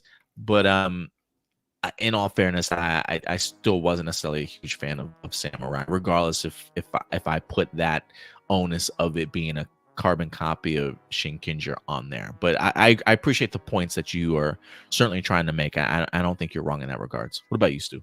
Oh yeah, I didn't like Samurai, but it's way better than Ninja Steel, and I'm not going to deny that it definitely what was I going to say? That it definitely brought in a lot of new Power Ranger fans who had never seen the show before. It definitely got a lot of young kids into the franchise. So I'm not going to ever take that away from Samurai. And I'm also going to admit that there are a lot of people that like Samurai a lot more than me, and that's totally fine. It's not my favorite series, but I've gone to conventions and met people that say they absolutely love Power Ranger Samurai. So clearly, you know, it may be a me thing that I don't like Samurai. Who knows? But I know that there are people out there that really enjoy the show. Yeah, and if you enjoy the show, more power to you. You know, I definitely wish I was able to enjoy it as much as you guys certainly were. So yeah, definitely not taking anything away from it whatsoever. I will say, Samurai to me, out of the Neo Saban, still has probably one of the best morphing sequences. I'm a really big fan of their morphing sequence, honestly. I just wish it had better actors and storyline to kind of go along with it. But I can see how it would certainly have a following, especially like for me, honestly, the idea of Saban taking over Samurai is really what drew me back into the franchise, because Saban was going to have his hand in it once again. And so, yeah, if it drew me in, I can see how it would definitely draw in a ton of new people for sure. And the thing is, you mentioned the acting. Here's the thing. Yes, most of the cast wasn't the best, but it did bring back one of the best actors in the Power Rangers franchise. Paul Schreider. Yeah, Paul Schreider. That's right. Yeah. As close to a connection of the OG stuff as we were able to get. I loved it. But yeah, guys, let us know your thoughts in regards to some of that stuff. He says, well, Marcelino says, well, there have been a ton of defense towards Samurai by fans who grew up watching, and they say Jaden is top tier Red Ranger. You know, ooh, I'm gonna have to disagree. Or sorry, let me do my Office Space impersonation. Yeah, I'm just gonna have to disagree with that. Yeah. But you know, look at like to me, to me, it makes sense, and I say that in a sense of somebody that has seen a franchise shift over the years in Star Wars. You know, like when I think of the prequel series, how it started and where it's at now. You know, there's a whole generation of people that look at the prequels and realize that's my Star Wars. Like these are some of the best films. I mean, Revenge of the Sith for a lot of people is some of their favorite Star Wars movie. And while it's not my favorite, I definitely hold it in high regards. It's easily like number 3, if not 4 on my list. I can't remember what our breakdown certainly was of it, but I hold it to certainly high regards. So, you know, I while I don't necessarily agree with people, I can easily see why some people that grew up with samurai saying that Jaden is their sort of top tier Red Ranger, because that's who we kind of had close connections to and ties to. And I'm sure for the longest time I probably held, Jason as like my favorite Red Ranger for a while, just because that's who I certainly grew up on. So, if they feel that way, more power to them. I certainly don't agree with that, but I think we hold on to those things that we kind of grew up with, and I don't think there's anything wrong with that. So, and yeah, we look at the Disney era of Power Rangers, because for the longest time it was considered that was what killed the franchise. That was what ruined Power Rangers. And so before I got back into the franchise, the only Power Ranger season I had seen from Disney was a little bit of Ninja Storm. And I wasn't a fan of Ninja Storm. So when people said Disney killed Power Rangers, I was just under the impression that every season was like Ninja Storm. And then when I got back into the franchise, I'm like, no, these seasons are awesome. What is everyone talking about? SPD, Dino Thunder, Mystic Force, even? Like, these are great. yeah, for sure. I agree. But yeah, man, let me know your guys' thoughts in the comment section box below. Thank you so much for everybody that participated with our live viewer questions here this week. Always great to hear your guys' questions, bounce some ideas off of you guys. Before we go, couple of announcements. Stuart's gonna have another My Adventures of Superman and My Adventures with Superman, if I'm not mistaken, this week. I am starting to wonder if we should just do those 2 episode chunks at a time. I don't know if that's easier for your schedule or if you prefer to do them once a week. I don't know how many episodes they're going to be this season, so I do wonder if it's going to be an odd number to land on, or if 2 it's 10. 10. Okay, maybe. Yeah. So you let me know what certainly works for you. I got to catch up a little bit on my Boom Boom Girl reviews. I think I'm like 2 weeks behind, maybe now going on 3. So I definitely got some catch up to do. The Fan Expo Dallas stuff really kind of threw me behind a little bit. So I definitely apologize about that, guys. I think I have maybe 1 or 2 more panels to certainly still post. So maybe that'll certainly drop this week. We've got our live Wednesday review show of The Acolyte going live at 10 p.m. Central Time, as we're going to dive into episode number 5. Stuart, by the way, I didn't get a chance to have you on for episode 4. Will you be back for 5? I will be back for 5. Yes. What did you think of 4? Oh, okay. This was the episode that may actually change my whole opinion on the series as a whole. Here's my big thing. Is that now it feels like the mystery, which is the big thing that the show is leaning on, is the mystery. It feels like it's moving at a snail's pace now. And if there isn't a big reveal coming soon, it's going to kind of make my whole opinions on the episodes that have come before shift, and not, because what was keeping me intrigued was the mystery itself, kind of thinking like, okay, it all depends on what this all leads up to. And seeing how slow it's really been going, and the fact that they ended it right when something was happening, was what made me go, okay, this really annoys me. But I am still hoping that, it can win me over with episode 5. But we'll see. We'll definitely see. I'm really giving the writers the benefit of the doubt that, like, when everything kind of ties together, it's going to be something really, really unique. So we'll have to wait and see. I have a feeling episode 5 is going to be special, bro. I don't know why. I just have this sinking sensation 5 is going to be something really special here. So we'll see. We'll keep that in mind. But again, we will be doing our live review of The Acolyte episode 5 live Wednesday at 10 p.m. Central Time. Hopefully we'll have the entire crew here, all 4 Jedi Masters. But other than that, guys, we'll have more wrestling reviews for you throughout the week from Josh and our WrestleManiacs podcast, and we'll definitely be back next Sunday live for you guys here for A+ Hero Report. Stuart, if people want to find you on social media, man, where can they find you? You guys can find me at TurboStew01 over on Instagram, and hopefully I'll be able to get some streaming on Twitch this upcoming week, which would be kind of fun. Do some more video game streams. Yeah, we'll definitely see if we can get some more video games up for you guys if you're followers of ours over on Twitch. If anything, if you want to follow us on social media, all right down below. You can find us anywhere on social media if you'd like to. We're also on TikTok at Hero Report. if you want to join us there. If you like your forum community, we do have a Discord. There is a link in the description box below if you guys certainly want to join through that way and be a part of the team. Yeah, follow us especially over on Facebook, where we drop all the news throughout the week to keep you guys updated. And most importantly, hit that subscribe button here, man, to A+ Hero Report. If you like this content, hit that like button, subscribe, share. It definitely helps the show. But until next week, guys, do us a big favor as always. Let me go ahead and make sure I got this up here. All right, just do us a favor as always, guys. Take care of yourselves, take care of each other, and keep it A+. We'll talk to you guys later. Bye.